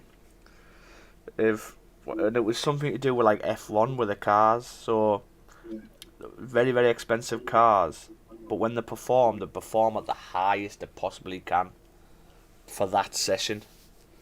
Yeah. So they literally bends everything for that one session because the quality is so high. So you give it all for that one session, and then the normal human being, obviously that would destroy them, but they've got to have time to recover. And that's the issue. But I don't even think it's that, mate. I think it's psychological as well. Like, if you think about it, the team knows we've got no subs here. When they're on the pitch, they know we've got no subs here. You can't change it, though. You've got nothing to change it with, have you? Nah, there's no one to bring on. There's only Kraft and Dummett, really, you could bring on. You've got the young lads, but the only people you can bring on. And do you know what it is, though? This is what I said. I said we should have sacrificed Tottenham, because Tottenham are on fire at the minute. Very hard game, that, right? We should have sacrificed Tottenham, played all the young uns, give them a rest for Champions League. That's what I would have done. But who am I? Who am I? Do you not think though that Champions League's difficult when you first get into it all the time? Yeah, is that Martin? It is, mate. Hey mate, you alright? Well, I don't know, Matt. We haven't got the experience. I was a kid when we were last in the Champions League. It's a different thing altogether. You're playing at a high intensity. Yeah. You're playing mid-league. You're not used to it.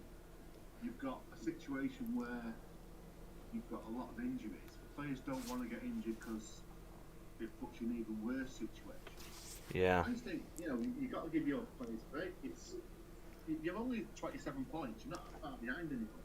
Yeah, I know. 10 points behind the Mickeys, and they're going to drop points. I know refs keep giving them penalties and stuff like that, but at some point they'll have to stop doing that, won't they? Yeah. Because it will be getting obvious. And they'll start dropping points. And it's still tight. Nothing's there yet till after Christmas. You're looking at January, February, and start forming where you are. Yeah. You're alright. You'll be up top 6 definitely. Do you think? To be honest though, Martin, I'd be happy with a top 10, right? If we got through to the knockouts on the Champions League, we get through the group, I'd be over it. For me, that's a successful season, even if we finish top 10. I think it'll be top 6. Yeah. By the time January comes, you're going to get. He's going to be looking at I reckon 3 players easy. He's got to, hasn't he? Probably loan signings, but you know what I mean. And then you'll have players coming back. So I think, what we're at, just about halfway through, just getting the halfway point now. Just short of a few games away. Do you know what I was saying the other day? Is, in a way, these injuries, right? I know it's a nightmare, but I think it's a good thing because it's forcing the club to buy more players, more than what we would if we had a full squad. If we had a full squad. That's a problem. Yeah, but how does it work with loans? So they can get loans and that, can't they? I know, but you still have to pay. It's the wages, isn't it? You still have to pay the wages. Yeah. I mean, it's still an expenditure. So I think, it all depends on how much they bring in and in revenue and stuff, because it's all money going out, isn't it? Mm.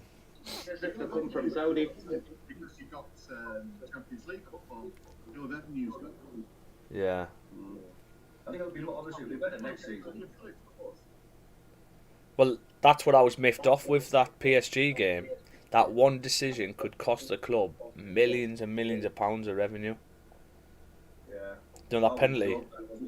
Oh, mate, the owners will be fuming if we don't beat AC Milan. The one that Miley done about 10 minutes before that, I haven't already let it go. Yeah. Maybe that's why he gave it though. Yeah. You won't get decisions though at Newcastle.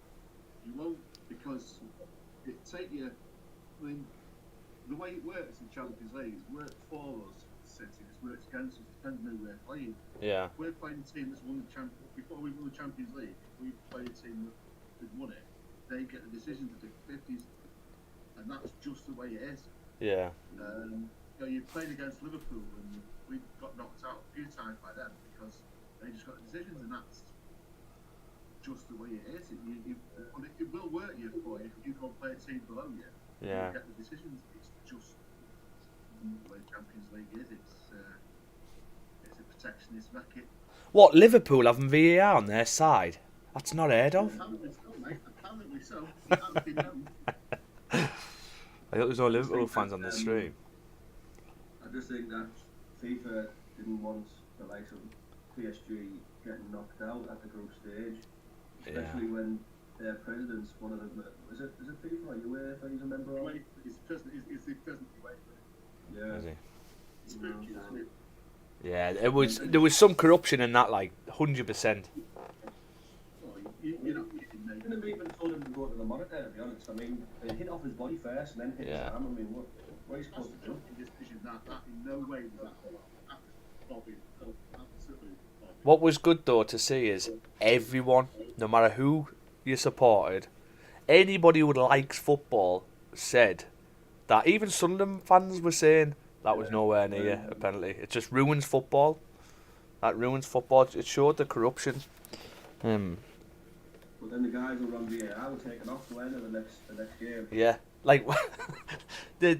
that's because they need to show that they're doing something, and they're basically blaming the guys. They needed someone to blame. The referee. Not the ref, but the VAR. Yeah. But still, though, the referee could have overturned it and said, well, no, it's still not. Yeah, but so what's he been said in his ear? What's he been said in? He had a fantastic game. And you go and have a look at it. Yeah. No, I mean, it's still the referee to make that call. Yeah. The referee's looking long term, isn't he? And unfortunately, you're not flavour of the month in the Champions League. Yeah.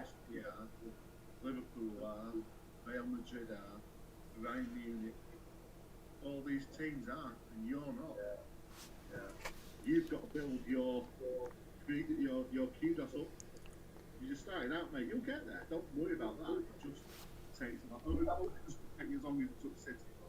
You'll get there. We're further ahead than we should be already. I mean, no one expected for us to be where we are compared to the last season from where we were. You know, so I think yeah, you're another couple of years will be. I'm interested to see what happens in January. Like, Yeah, definitely. I think Phillips will be one of them. I think he should be. To be fair. Good shape to see him obviously not getting in, but you've got the likes of Rodri and Stones has been playing unreal there, so you can't really move them, especially when they're competing in every competition. I think he's not played Phillips even when he's been available. You know what I mean? Because Rodri's not been there, so he just doesn't. He likes him as a guy. He's a great guy, great footballer, but just can't fit in our system. Yeah, I think he handled it well, didn't he? Yeah, I think that's he what will, first I think he's getting the best out of him. Like, Yeah, definitely. There's he's a good man manager. Yeah. But anyhow, when you look at your players now, they're getting better than they were. You played attractive football. You're everything that Liverpool United hate. Yeah. Owned by the Middle Eastern people. So you're owned by brown people. And you're not.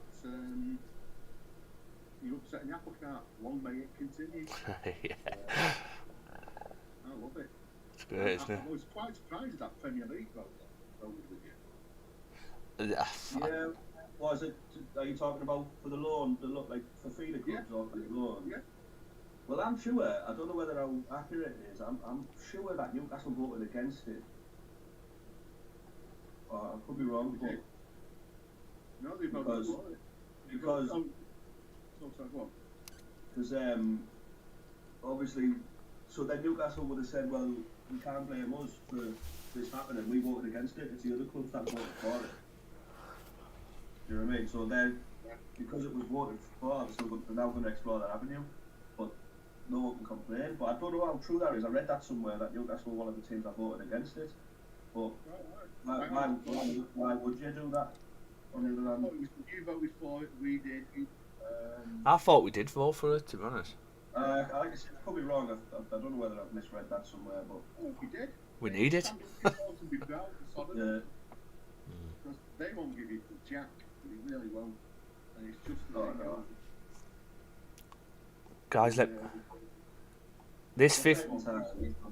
Guys, let me just jump in. This 15, if you look at this 15 now, right?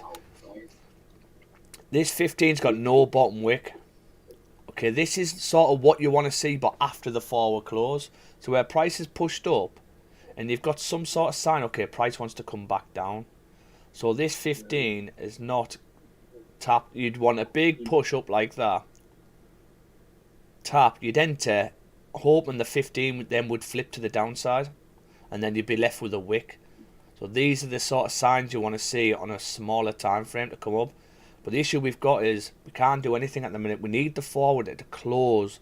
We need this 15 to close below 1985, and then if the new 15 can open up, so if the 15 closes like this, new 15 opens up, pushes up first, even better, we're in, because then you'll have no bottom wick on this 15, and you'll have no bottom wick on this 15. Price is probably going to want to come down, at least, even if it wants to carry on.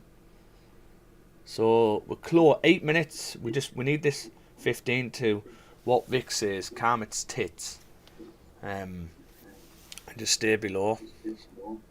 So we're close. We are close.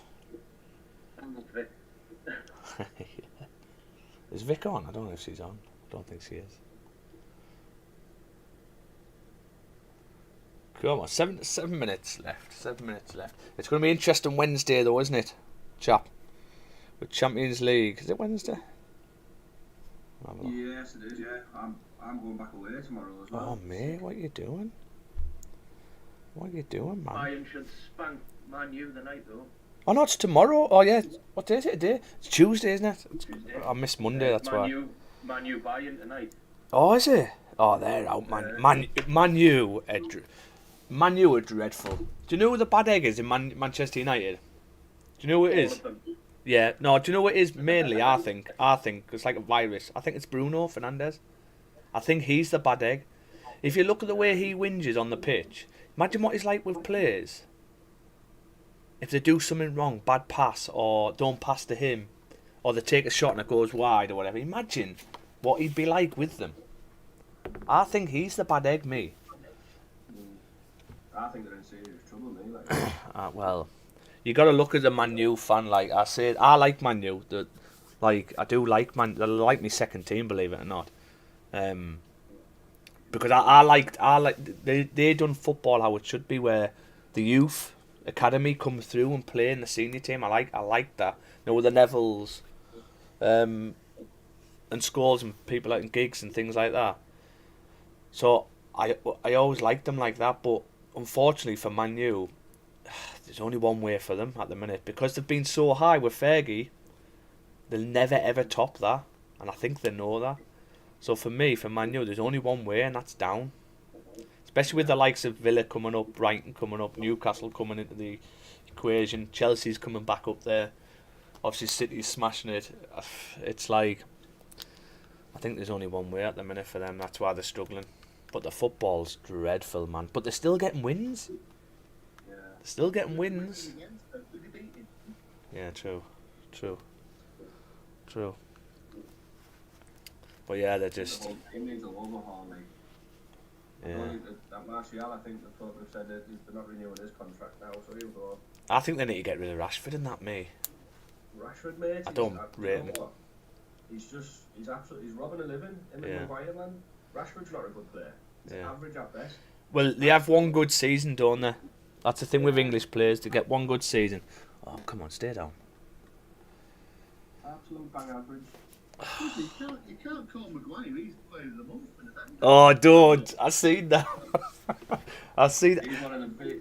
But seriously though, I mean, he's one of the biggest donkeys I've ever seen play football. He's honestly. Yeah.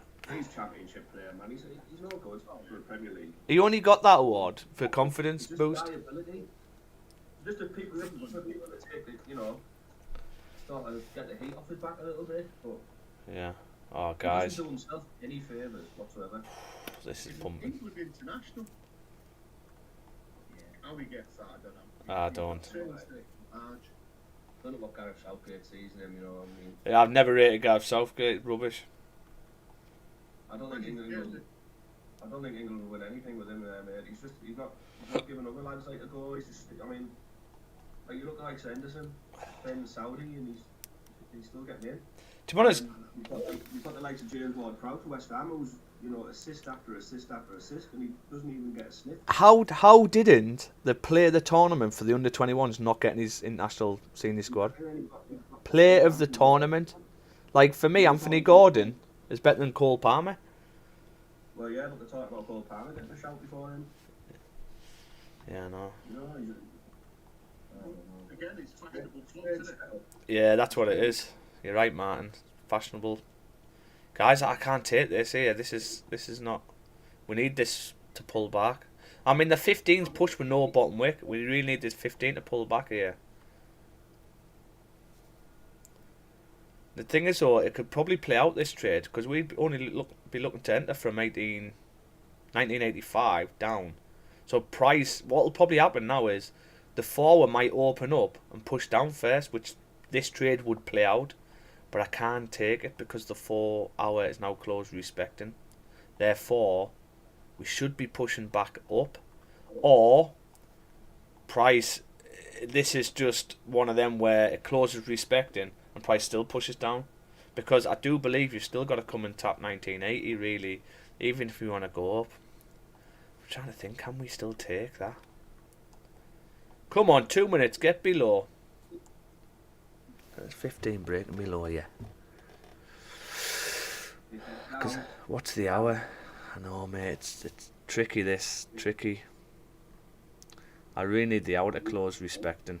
If the hour close respecting, then yes, but it just means we could push to the next zone, that's the thing. We need the outer close respecting here like this. New hour push up, break the highs, and then flip. But when you get the hour closing like this, it means now the new hour, the reach of the new hour could go quite far. And then flip. So stand by, stand by. I mean, if we do break back in, could we not take 1980? If we open up no bottom wick, we would probably take 1987.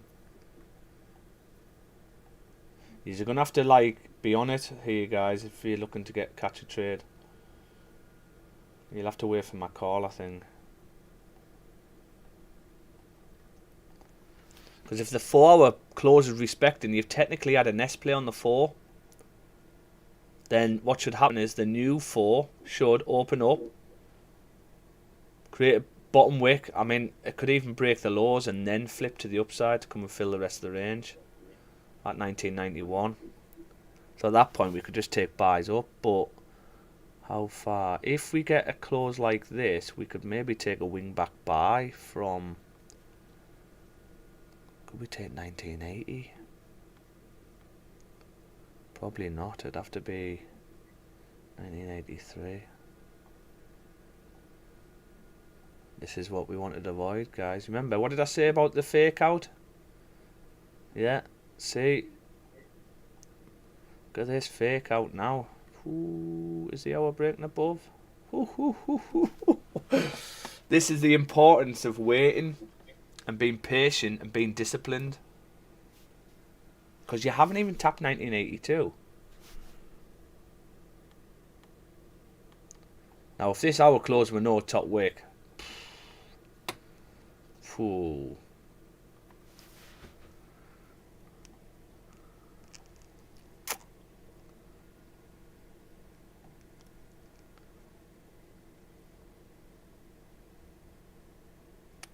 Is this going to close with no top wick here? No, it's not.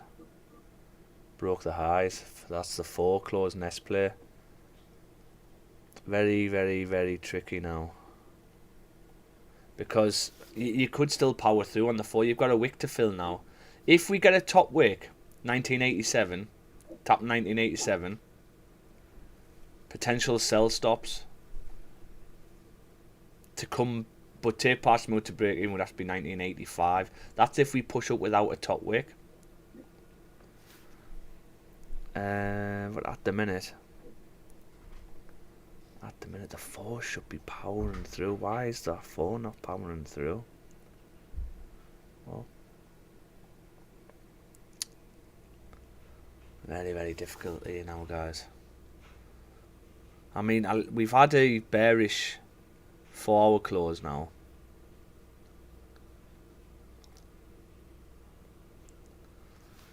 The thing is though, once you break back above here, you haven't touched these highs, you pull back and then you powered through. The next candle could easily just power straight through from here.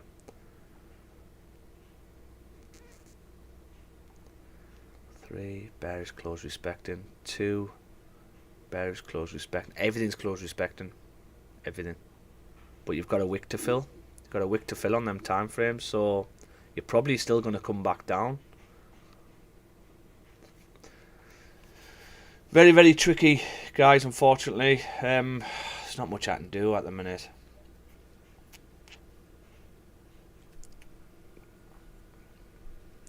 Not much we can do. And we don't just want to take an entry. Like, we can't just take a trade just for the sake of taking it because it's frustrating us and this price not doing what we want to do. You've got to wait like a sniper. Get one shot. Get one shot. It'd be tricky taking this wing back sell as well. Exactly that, chap.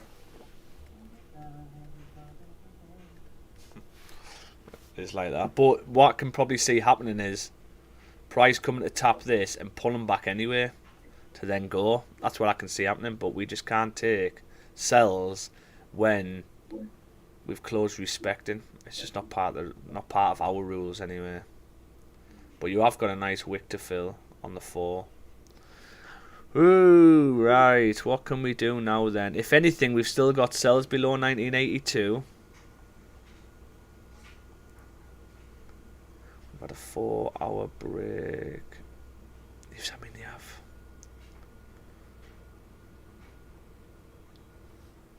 We're there because you're going to want to break the highs now, aren't you? If anything, we could take a wing back from 1992. That's probably all we've got going on, because you can power through these ranges. If we get, we're going to have to wait another 50 minutes. Let's see what happens when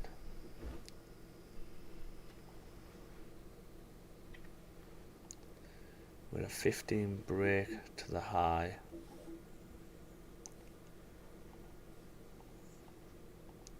So if we get a 15 close above here, what happens to price? 1988, let's have a look. Because we should be tapping 1992, because that's a 4-hour range.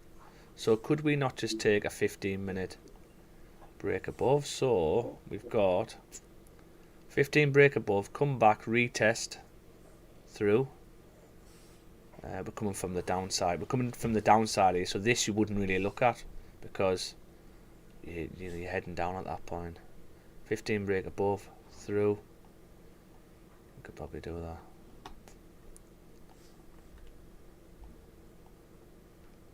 $15 break above, because what are we seeing here now? This is basically the daily potentially coming to create a steeper top wick, which it can do. 15 break above. Stops would have to be below 1985. I know I've got lines all over, guys. I'll clean it up in a second. Stops. What is that? 40. That's not bad. That. What's this one?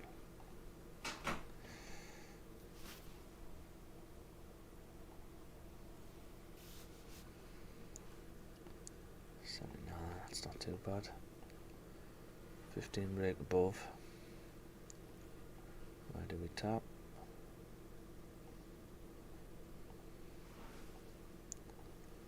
Tap there. What's that? Pips. Okay, 16, not bad. This would be our target.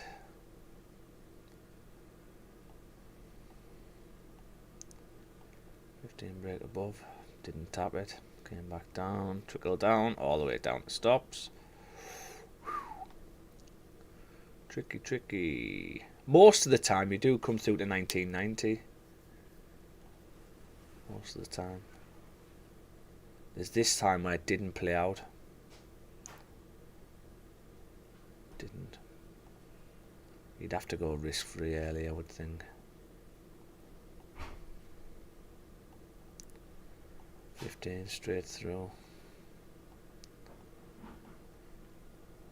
Just trying to think if we can get a 5 close.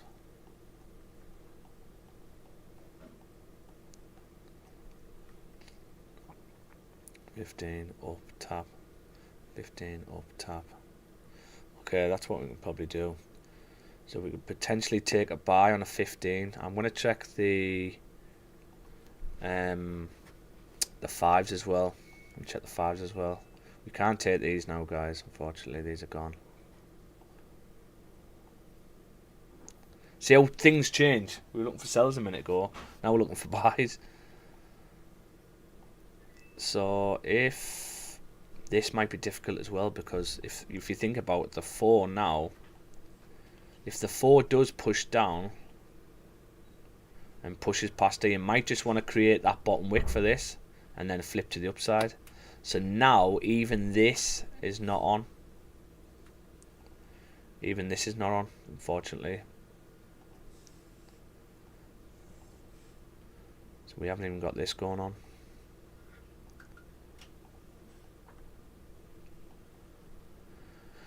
We're currently stuck in this range, and I think we might stay here, to be honest with you, because you've got some high impact news today. CBI today, 1/2. I think we might just mess about until then.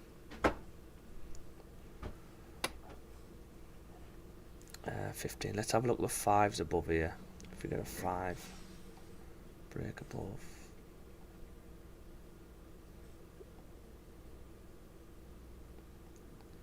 we'd have to take the high.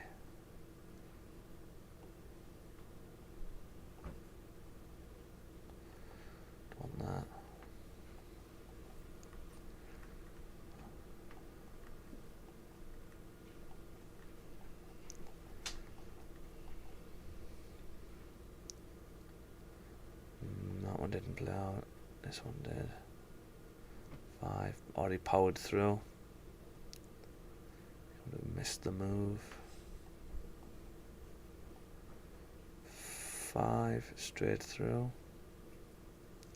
They do all tend to tap 1990.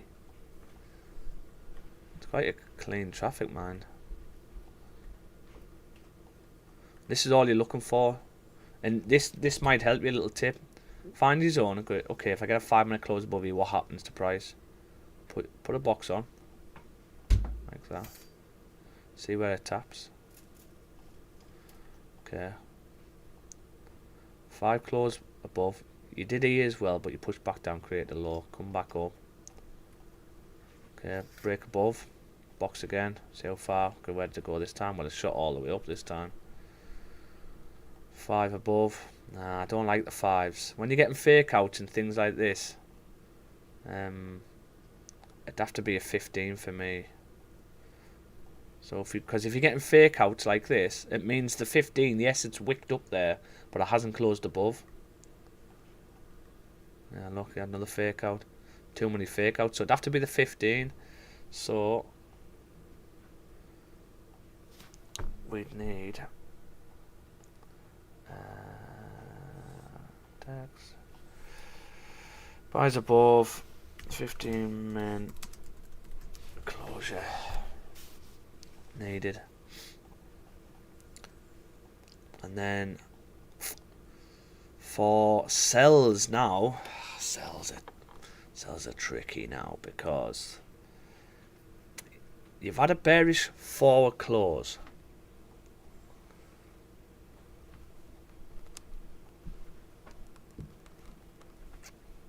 What would I want to see if for sells?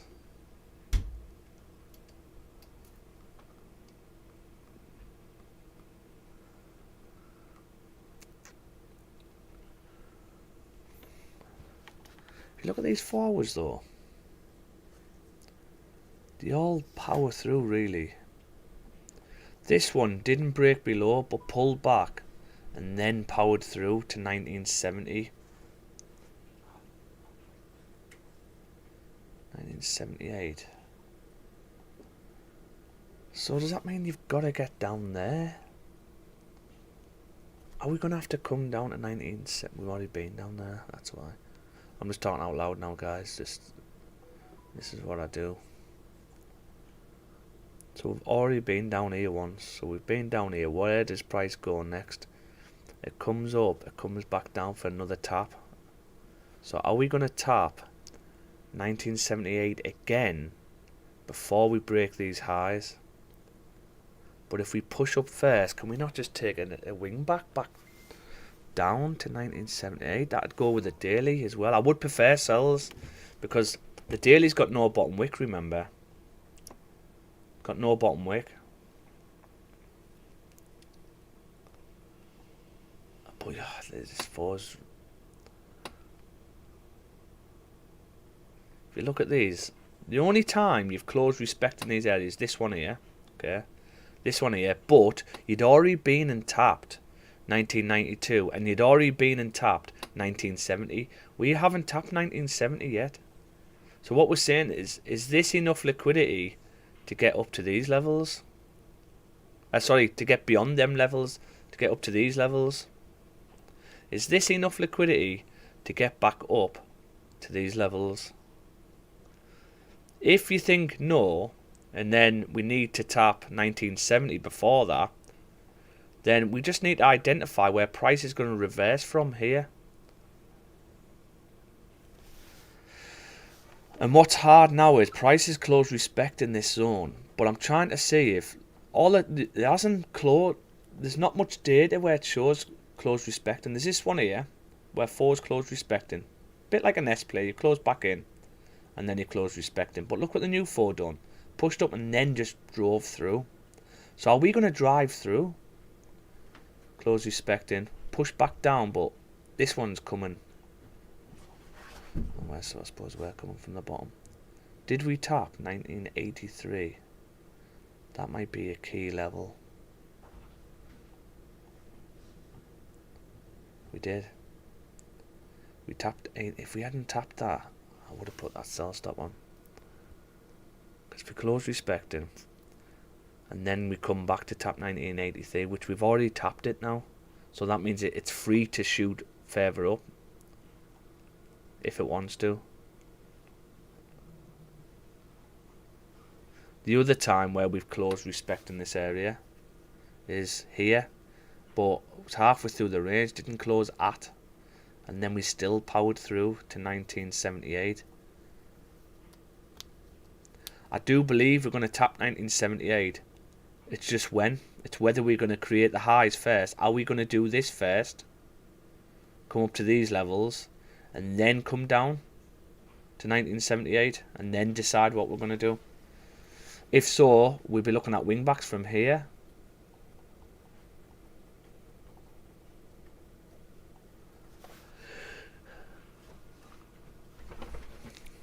Very, very tricky at the minute, guys. This range is just disgusting at the minute.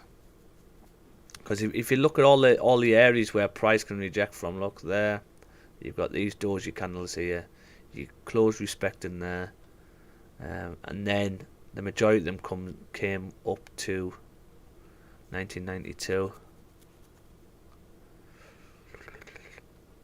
If anything, a wing back from 1992. But why can't we buy up to that area?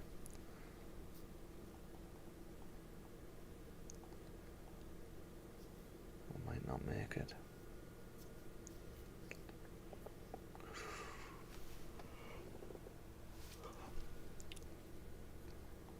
I would have been interested with a wing back from 1988 if we hadn't created a bottom wick. If this candle opened up and pushed up first with no bottom wick, I would be interested in a wing back. I probably would have had an entry in that 1988. But now it's like, it's pretty difficult now, guys, because you've had a fake out now. This is a fake out on the hour back into the range. Now you would have to wait another hour to get a close back in to this range, and then if you get a close back into the range, then you've basically had a fake out to the upside now as well. So you've got a fake out here and you've got a fake out here. So at that point then your odds of coming back down to tap at least 1982, but 1978, that would probably be the initiation of the move down to that area.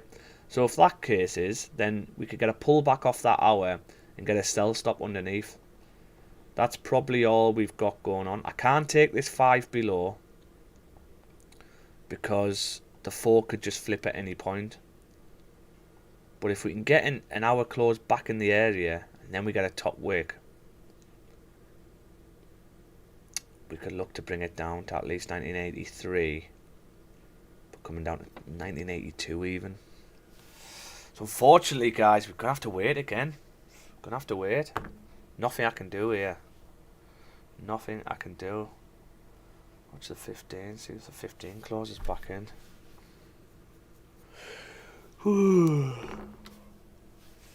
It's typical because yesterday was so easy. Yesterday was so easy. You could have put a sell on anywhere and you would have caught it. But today you've got high impact news coming. So it's whether it's going to move much before news, knowing there's news coming.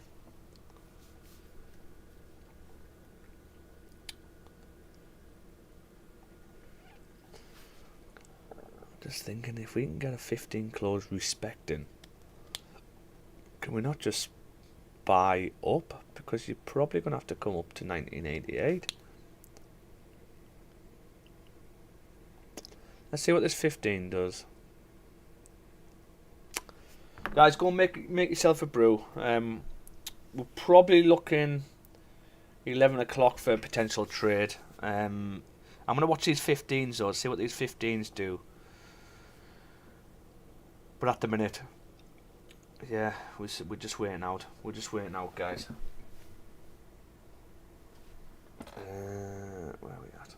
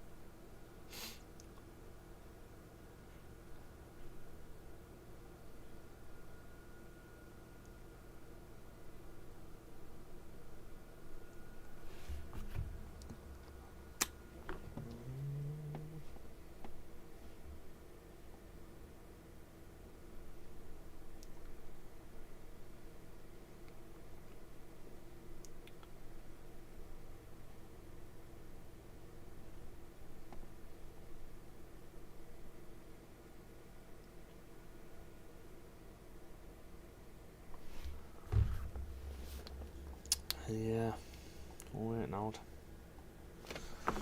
Right, I'm going to make a brew. Guys, get yourself a brew, and I will be back on in 5 or 10 minutes.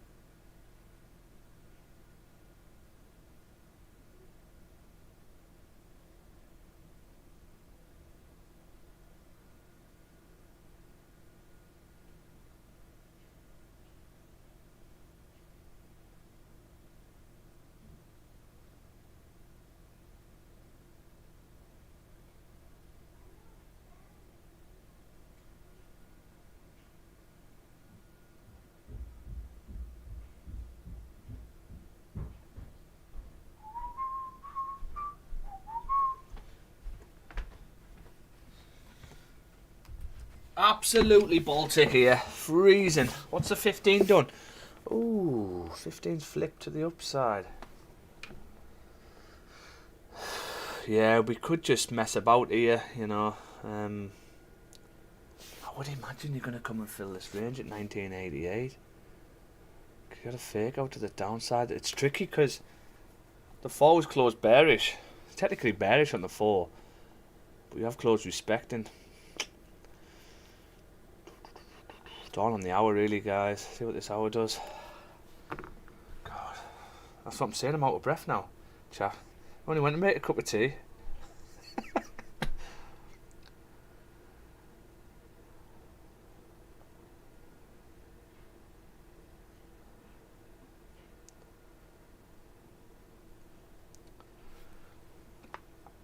It's a bit of exercising, mate. I know. Rubbish though, exercising. It's overrated, I think, Martin. It's overrated. Isn't it? About running around at Hankin does. Yeah. That's all he does, doesn't he? He sat in the spa in the gym. Oh, yeah. Should we have a look at the Dean? Let's have a look at the Dean. I'm not really meant to show you this, but we'll have. Oh my God! Look at that 15-minute signal there. Oh, to 1 hour. Look at that. That's what I'm saying. So our Dean indicator, guys, fantastic. 15s. I do like the 15. 15. Look at that. Beautiful. I can't show this too long because Vicky will shout at me. So when you get the Dean, guys, it is a in-house thing. Look at that beauty. You got the Dean, Martin? No, not yet, mate. It's 16th of January. Yeah. That's when it's coming. Fantastic. I'll see what's going on with it all. It's so powerful. It's the only thing I would sort of use. Well, it's what I sort of. Anything else outside of my own trading, what I use really. Because I just got the point in my trading where I was just like, you know what, I'm not relying on anyone or anything or anyone. But I mean, look at that, beautiful that. And a couple there as well.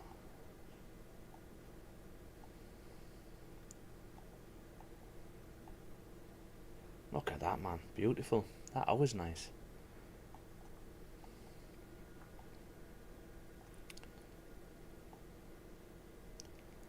And now there's 2 blue signals there as well.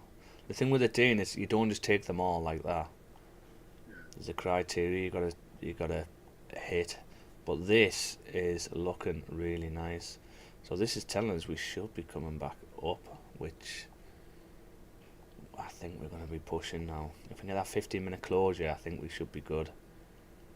We'll see. We will see. Turn this off before Vic shouts at me. It's not on the stream. Oh no, she's too lazy. She doesn't watch the recordings back. She won't watch these recordings back. No way.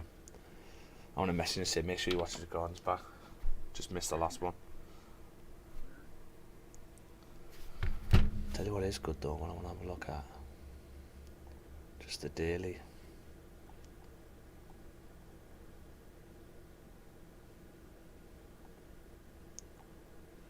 Daily. Wow, look at them. So look, this is off the daily, off the Dean here. 2 signals for sells. Yeah, we come back up, retested that zone again and then dropped off. 2 signals for sells, came back up. Fantastic. Really nice. Just wearing edges. These are dailies, all these. Are we going to get that steeper top wick, guys? Steeper top wick. Are we going to tap 2003? That's where we can tap and reject from. Okay, off the daily. That's what could happen. Are we going to tap that area, or are we going to tap 1992 and then reject from there?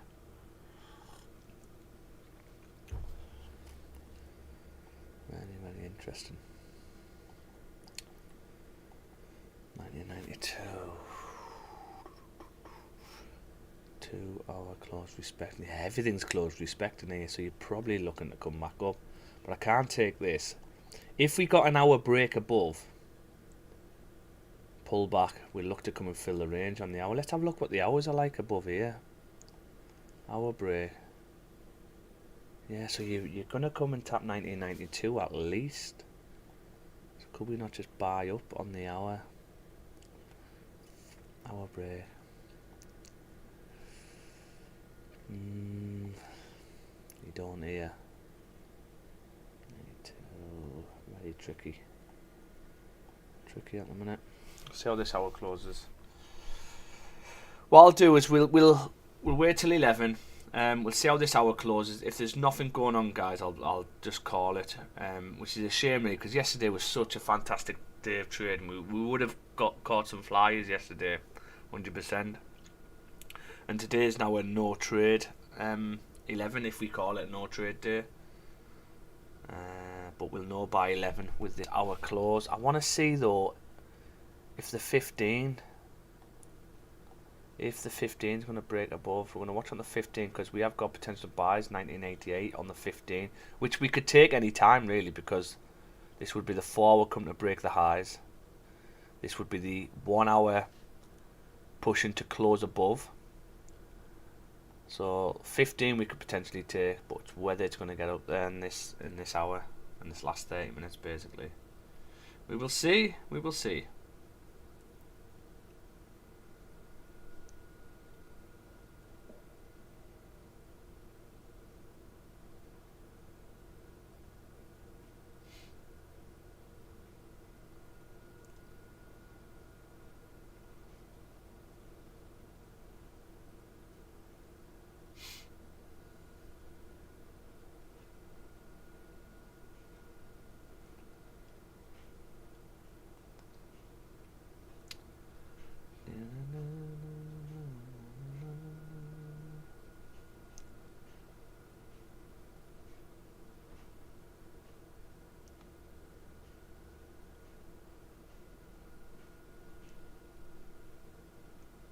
I'm sick of these scammers on my Facebook. Bloody, I get loads. Every post.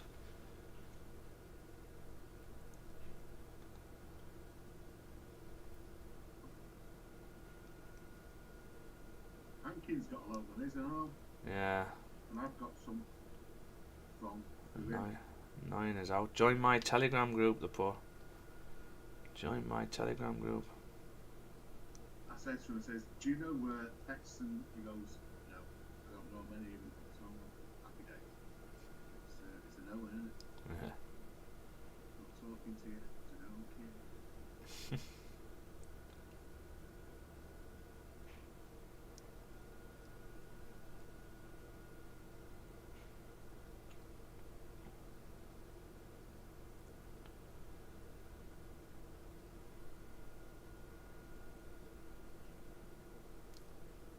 What do you reckon Newcastle then? So, do you reckon you get in the State Champions League, or do you reckon you get Girls United football? I don't know. I think it's going to be tough because the confidence is really low at the minute.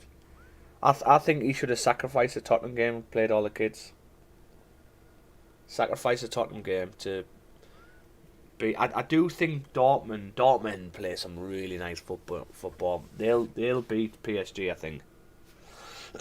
It's just whether we beat AC Milan, which I think we can do at home. But the way the players are playing at the minute, I don't know. I think the edge will be because we're at home. Honestly, if we get through, Martin, and get knocked out straight away, I'm happy with the season. Done. Season's done for me. Over the moon. We don't ask for much, do we? With the Mickeys on Thursday night football. Well, yeah. I do that as well, to be fair. That'd be good, like, you got a good chance to get the trophy there. Yeah. Yeah. Should have been fucking Man U, shouldn't you? I know. That should have been yours. The League Cup, oh no, mate. Like, What the hell we got lost to them? we should have won that just for the support. I mean, do you see how pathetic their fans were? compared to ours. I mean, I've got to say the last, and we'll stay to the end, but they're just blown on success, aren't they? Yeah.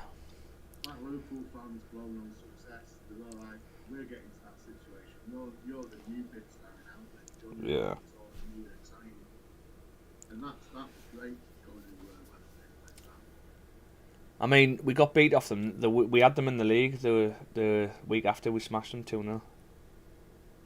We didn't it?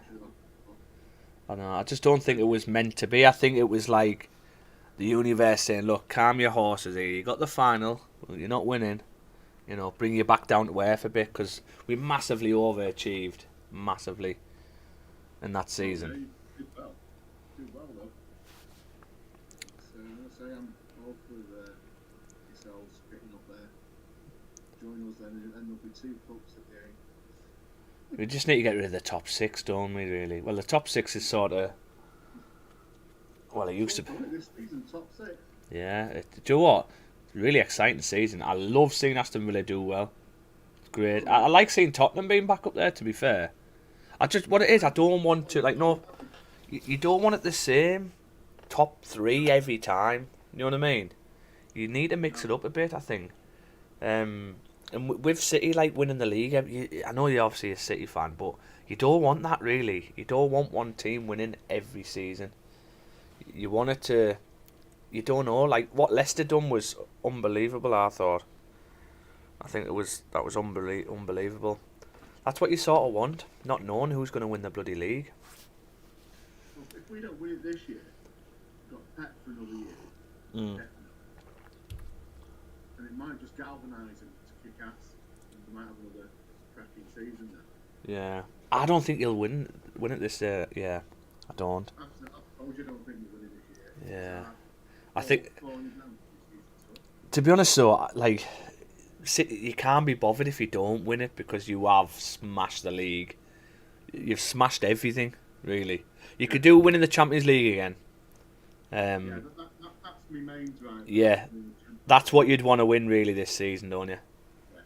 Win the Yeah, Champions League sorted, done, successful season for you. I actually think, and I hate to say it because I can't stand them in my worst team. I think Liverpool will win the league. I think Liverpool will win the league. I think City will come second, and I think Arsenal will come third. And then beyond that, I don't have a clue. It's going to be either Villa, Tottenham. I don't think we'll be up there, mate. I don't. I don't want Liverpool or Arsenal win the league either, to be honest. I know. The fans are just so toxic. I don't want them winning it, but I think Liverpool will win it this season. I do. I think the football they're playing and that's like Liverpool's the only team last season who beat us twice, home and away. I mean, yes, we were robbed, but they still got the win at the end of the day. Yeah, it's when there was like 5 minutes extra time they scored in the 98th minute. Yeah, it was that was another thing with the PSG game. Like, I don't know where the 8 minutes came from for the extra time. It was because it was played till PSG. Yeah, that's what it was. Honestly, I don't know where the 8 minutes came from on extra time. Well, you find out this is because you're new to it. Yeah. That's how it is.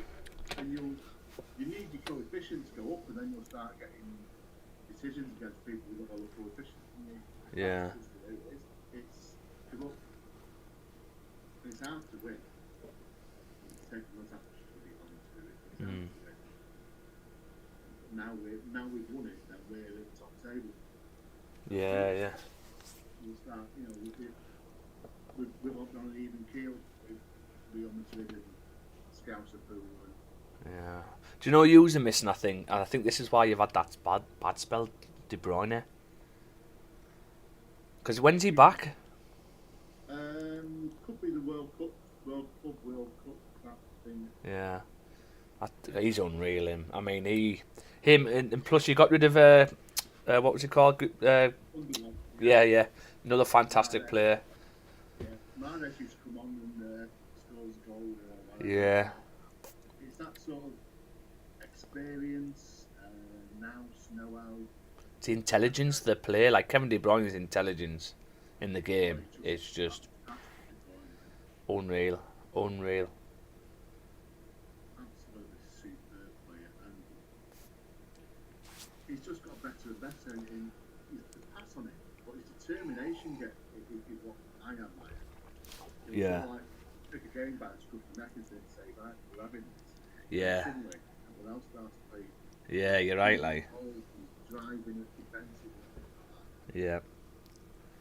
It's just talent, isn't it? Unreal. I'll tell you a player I do really like, and I would have loved it if he went to Newcastle, Rice. I think for me, he is a complete footballer. And do what it is behind the scenes as well as a person. Like, he's not like a party guy. He's not like a looks guy. You know, you get these fashionable footballers gelling their hair and putting these lines in their hair and, you know, all that type of crap. Just play football. It's just a good old-fashioned footballer, box to box. Proper footballer. There's no messing about, is it? I mean, that profile is a City profile player. I mean, that's what we've always thought from the net.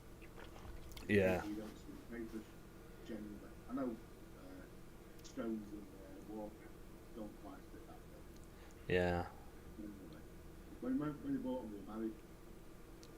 Yeah. Success has got to them, and there you go. It's life, isn't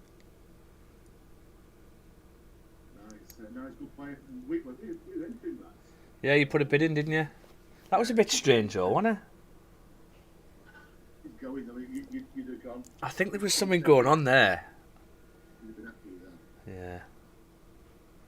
What time are we on here? Quarter. Oh, look. I knew this would happen. So we can't... Because we're going into the last quarter of the hour. So what you could get now is a 15-minute break above. And then you're in the last quarter of the hour. That means the hour could pull back. Then you get a fake out on the 15. You've had no bottom wick on this 15. So this is tricky to take a 15-minute close above here. And I think that's what it might do. It might just entice us to get in. So if this 15 closes like that, you've had no bottom wick on this 15. So I'd imagine the new 15 comes down, creates a bottom wick. But then is this whole move a fake out because you're going to the last 15 of the hour? It's not for me, that, like, I don't think. So let's see how this 15 closes. Probably going to be no trade here, guys. Excuse me. I will be on the charts, though, but I just won't be streaming, so I'll be dropping it in the signals anyway. The trade IDs. If I do catch something. You are? You better get 2 days the same, do you? Oh, no. That, you know, like yesterday was banging day, and today's slightly. Yeah, but this is the key ingredient to trading. Stuff like this can just frustrate you. You're close to the setup. Oh, didn't play out. We didn't enter. Oh, you're close to another setup. Oh, we didn't enter. Didn't show us what we wanted to. So this could frustrate you, and when you do start trading, it does frustrate you. And what it does, you start diluting your concentration, and then you just want to get in on a trade because you feel like you haven't gained anything. Yeah, even though it's not there, you just enter, and this is what you need to train your mind to get out of. If it's not there, it's not there. You've got to wait. Like I always say, it's like running at no man's land. You know, the more you run in, you're eventually going to get shot. But when you run in, you don't want to run in when there's bombs and that going off, do you? You want to run in when it's quiet and, you know, at the best opportunity to get in and get out. Yeah, no, man. Yeah. So I'll be on till 11 anyway. I want to see how this hour closes, guys. Now, if this 15 closes like this, new 15, it's what the new 15. If anything, I mean, we might be trying to pull up trees here, but if the new 15 comes down and closes like that, what does that mean? That means then the hour has flipped, closed back into the area, and this move back to the upside was a fake out. That's then we could look for a top wick, sell stock underneath to come and fill the range. But it's a long shot, but there's potential. I mean, this 15 pushes up first. Potentially. The 15 might flip to the downside.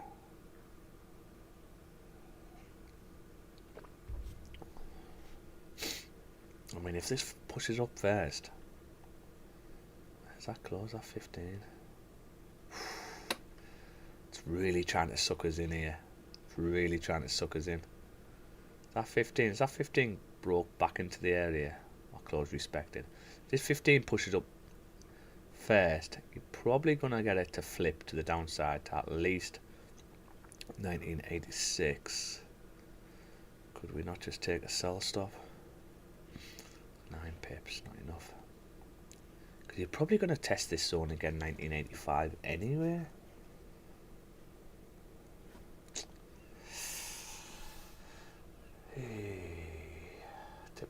Typical day.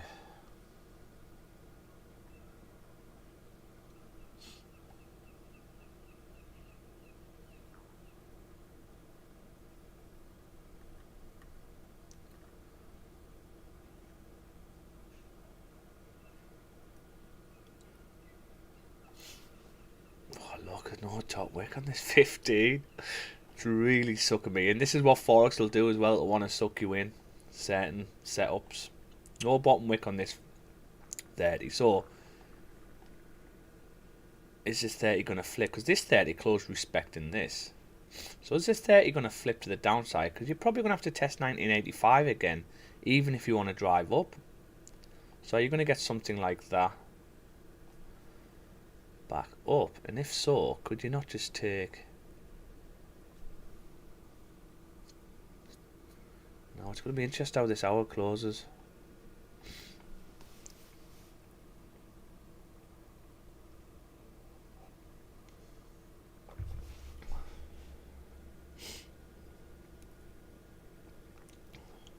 If you're watching on YouTube, much appreciated. Like and subscribe. It'll notify when we trade. We trade most weekdays from 8 o'clock UK time. Come and join us and see if you can catch some pips with us. This is just me trading anyway. Why not do it in front of people? Today would have been better though. Unfortunately, I wasn't on the charts yesterday. I was away for the weekend. 11 minutes for the closure. Come on! Can we flip? Or even an hour break above? An hour break above, that would be the 4 hour. Because if you get the hour break above and you get a bottom wick, that would be the 4 pushing to fill the range at 1992, because that's the range at 1992. Well, there is a minor support here at 1990. There's also a little area here at 1990.03. What is that area? It's probably better, isn't it? Yeah, more like that. So, if we can get an hour close above here, we don't fill the range, can we not just pop up 15 pips? Are we not just going to pop up there? Which I do believe you're going to have to pop up there. See what this 15 is like.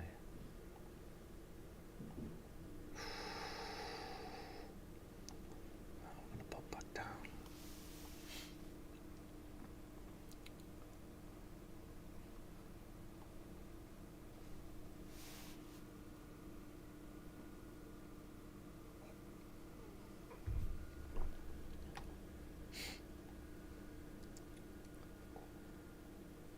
Can't see this hour flipping, so the hour's broke out, so this hour's going to close bullish, but where about is it going to close bullish? This is the top of the range for the hourly, so you've really got to break above 1988.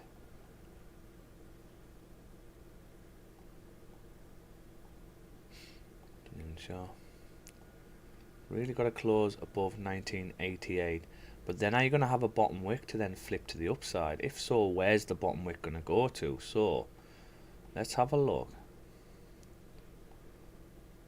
We get a break above here. You don't actually need a bottom wick. Are you going to power through? And you just have stops below the low.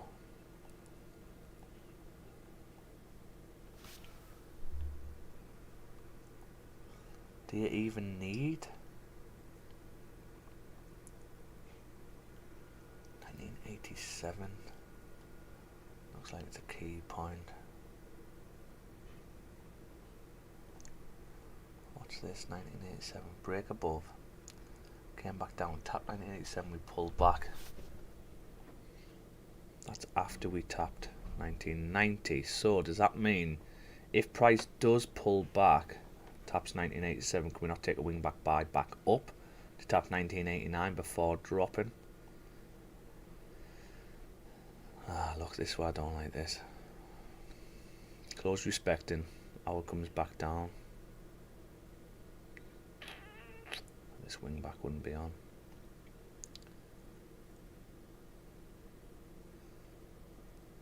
That's what we've done, isn't it?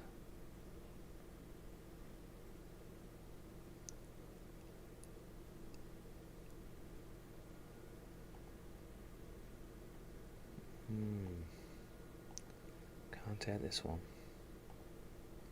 But if we get, if this hour closes like this, and we get a pullback, and could potentially get a buy stop on, because you're going to want to break the high at least anyway. So you're going to push 1988, and that would be the advantage point. 10, 11 pips. So could we not just buy up? Because even if that's us saying that we have closed respecting and the 4 is going to break the highs.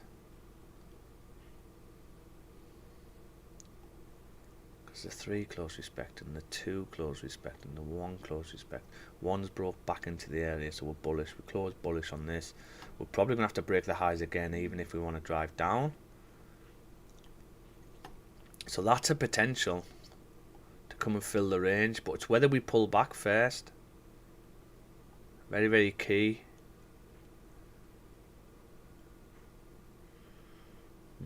It's all on this hour. I've got to see what this hour does.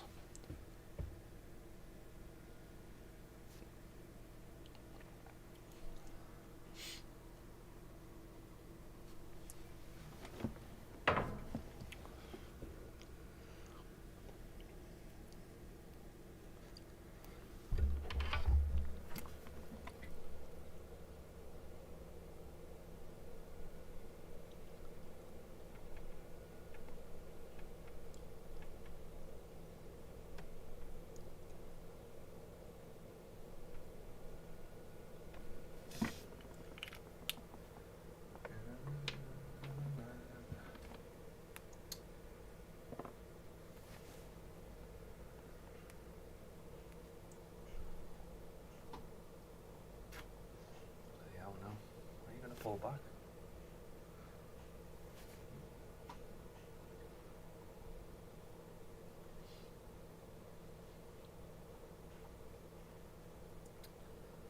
See, we could just be getting this here. That's what I'm saying, it's not a nice area. Close respecting 1986.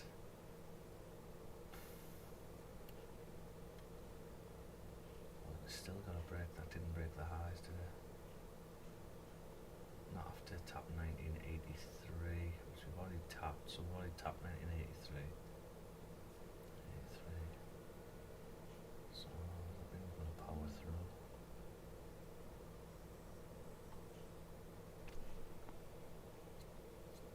So you had a fake out on this one, and then a new hour pushed up, closed back below. I don't think we're going to get that. We've got 5 minutes left. We need a big 5-minute pushing candle if we're going to get a fake out back to the downside, which I don't think we're going to get. So therefore we're going to close bullish. So what does that mean? If we close bullish, we're going to come back down to 1985 to reject, to come back up to fill the range at 1988.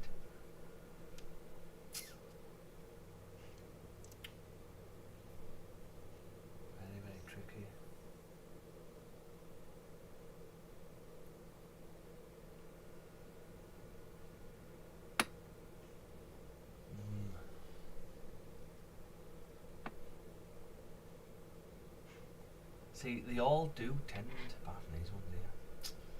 Yeah, it's not the best of areas, guys. When it's like this, you're best off just leaving it, because it's not clear. But the 30's going to flip here. 4 minutes left, that's 5, must be a big pushing 5 candle. Oh, no bottom wick on the 5, no top wick on the 5. Can't do anything.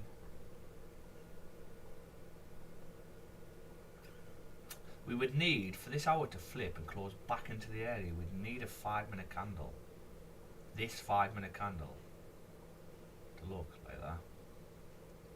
Are we going to get that? If you look at previous data, you don't get that big, not that big. So that tells us that the 1 hour is going to close bullish still, or doji. Could close bearish, but it'd be closing this player, so you're still in that range. So you still wouldn't be able to do anything.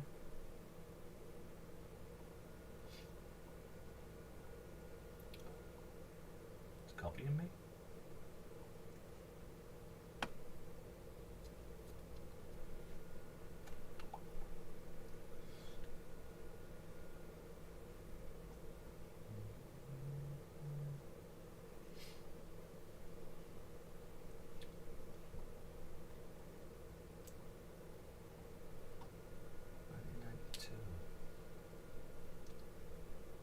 Even broke the laws. This is the thing. Like, if we can see price struggling to break these highs here on the lower time frames, it's because this didn't even break the lows, didn't even break this. So it means price needs to come down to break this low in order to break this high, right? Or if price does break the highs, that means then you can now break, well, below this once you've broke the highs. Because why didn't this break below this? It was because this liquidity grab here wasn't enough to break past this. Therefore, we need to break the highs to then get past this level. But at what point are you going to turn? Are you going to turn here? Are you going to turn up here in 1998? Because remember, or 2003, which is the daily target. Remember I said at the start of the call, you've got daily ranges here. The daily today, you're either going to tap 1970 or you're going to tap 2003. Which one you tap first, I don't know. The only thing what's going to tell us is lower time frames breaking into the ranges. However, we've had a breakout to the downside, but then we've just broke back into the range, so we haven't done anything this morning. That's the issue we've got. We started off in this range. We broke out to the downside, we broke back into the range. We haven't done anything, we haven't moved. We haven't done anything at all.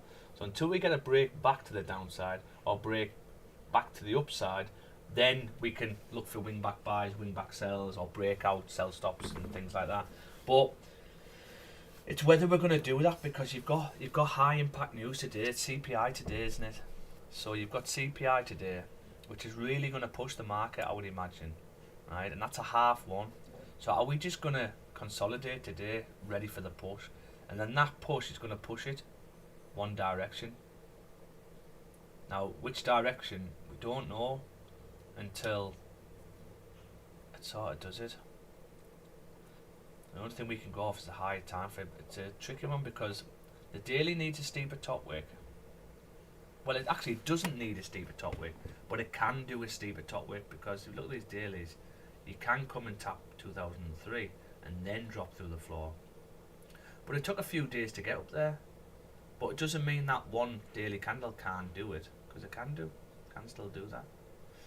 But it's a significant point that we might tap 2003 before coming down. So is news going to push us up to that, and then we start trickling back down? Is that what's going to happen?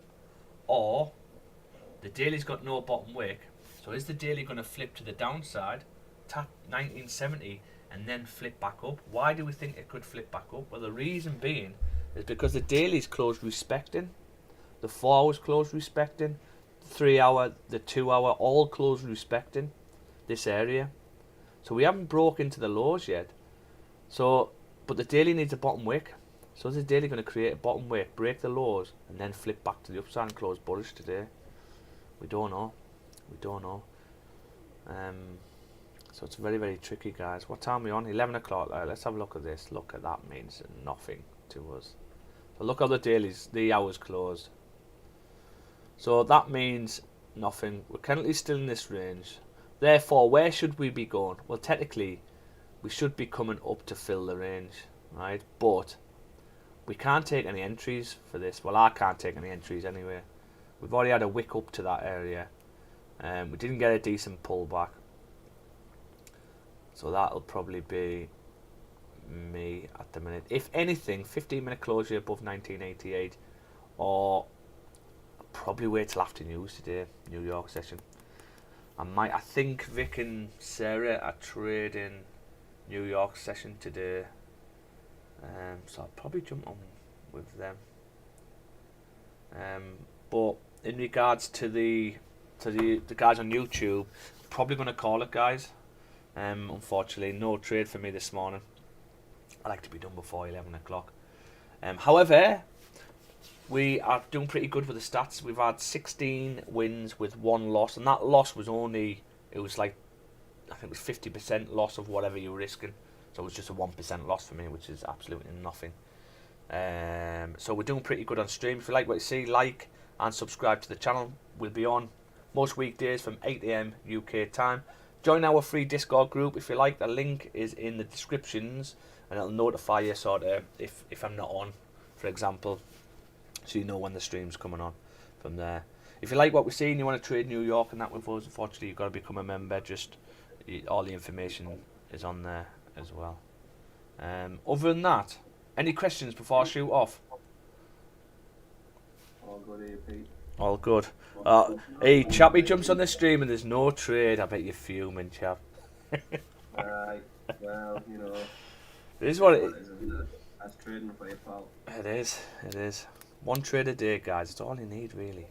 I know I take more than 1 trade a day, but 1 trade in London, it's all you need, man. It's all you need. Right, for the YouTube guys, thanks for joining. Appreciate yous. New York one. Catch you later. Say again. What time is New York one? What time is the dawn? Probably about 2 o'clock. I'll drop Vic a message. She'll probably announce it anyway.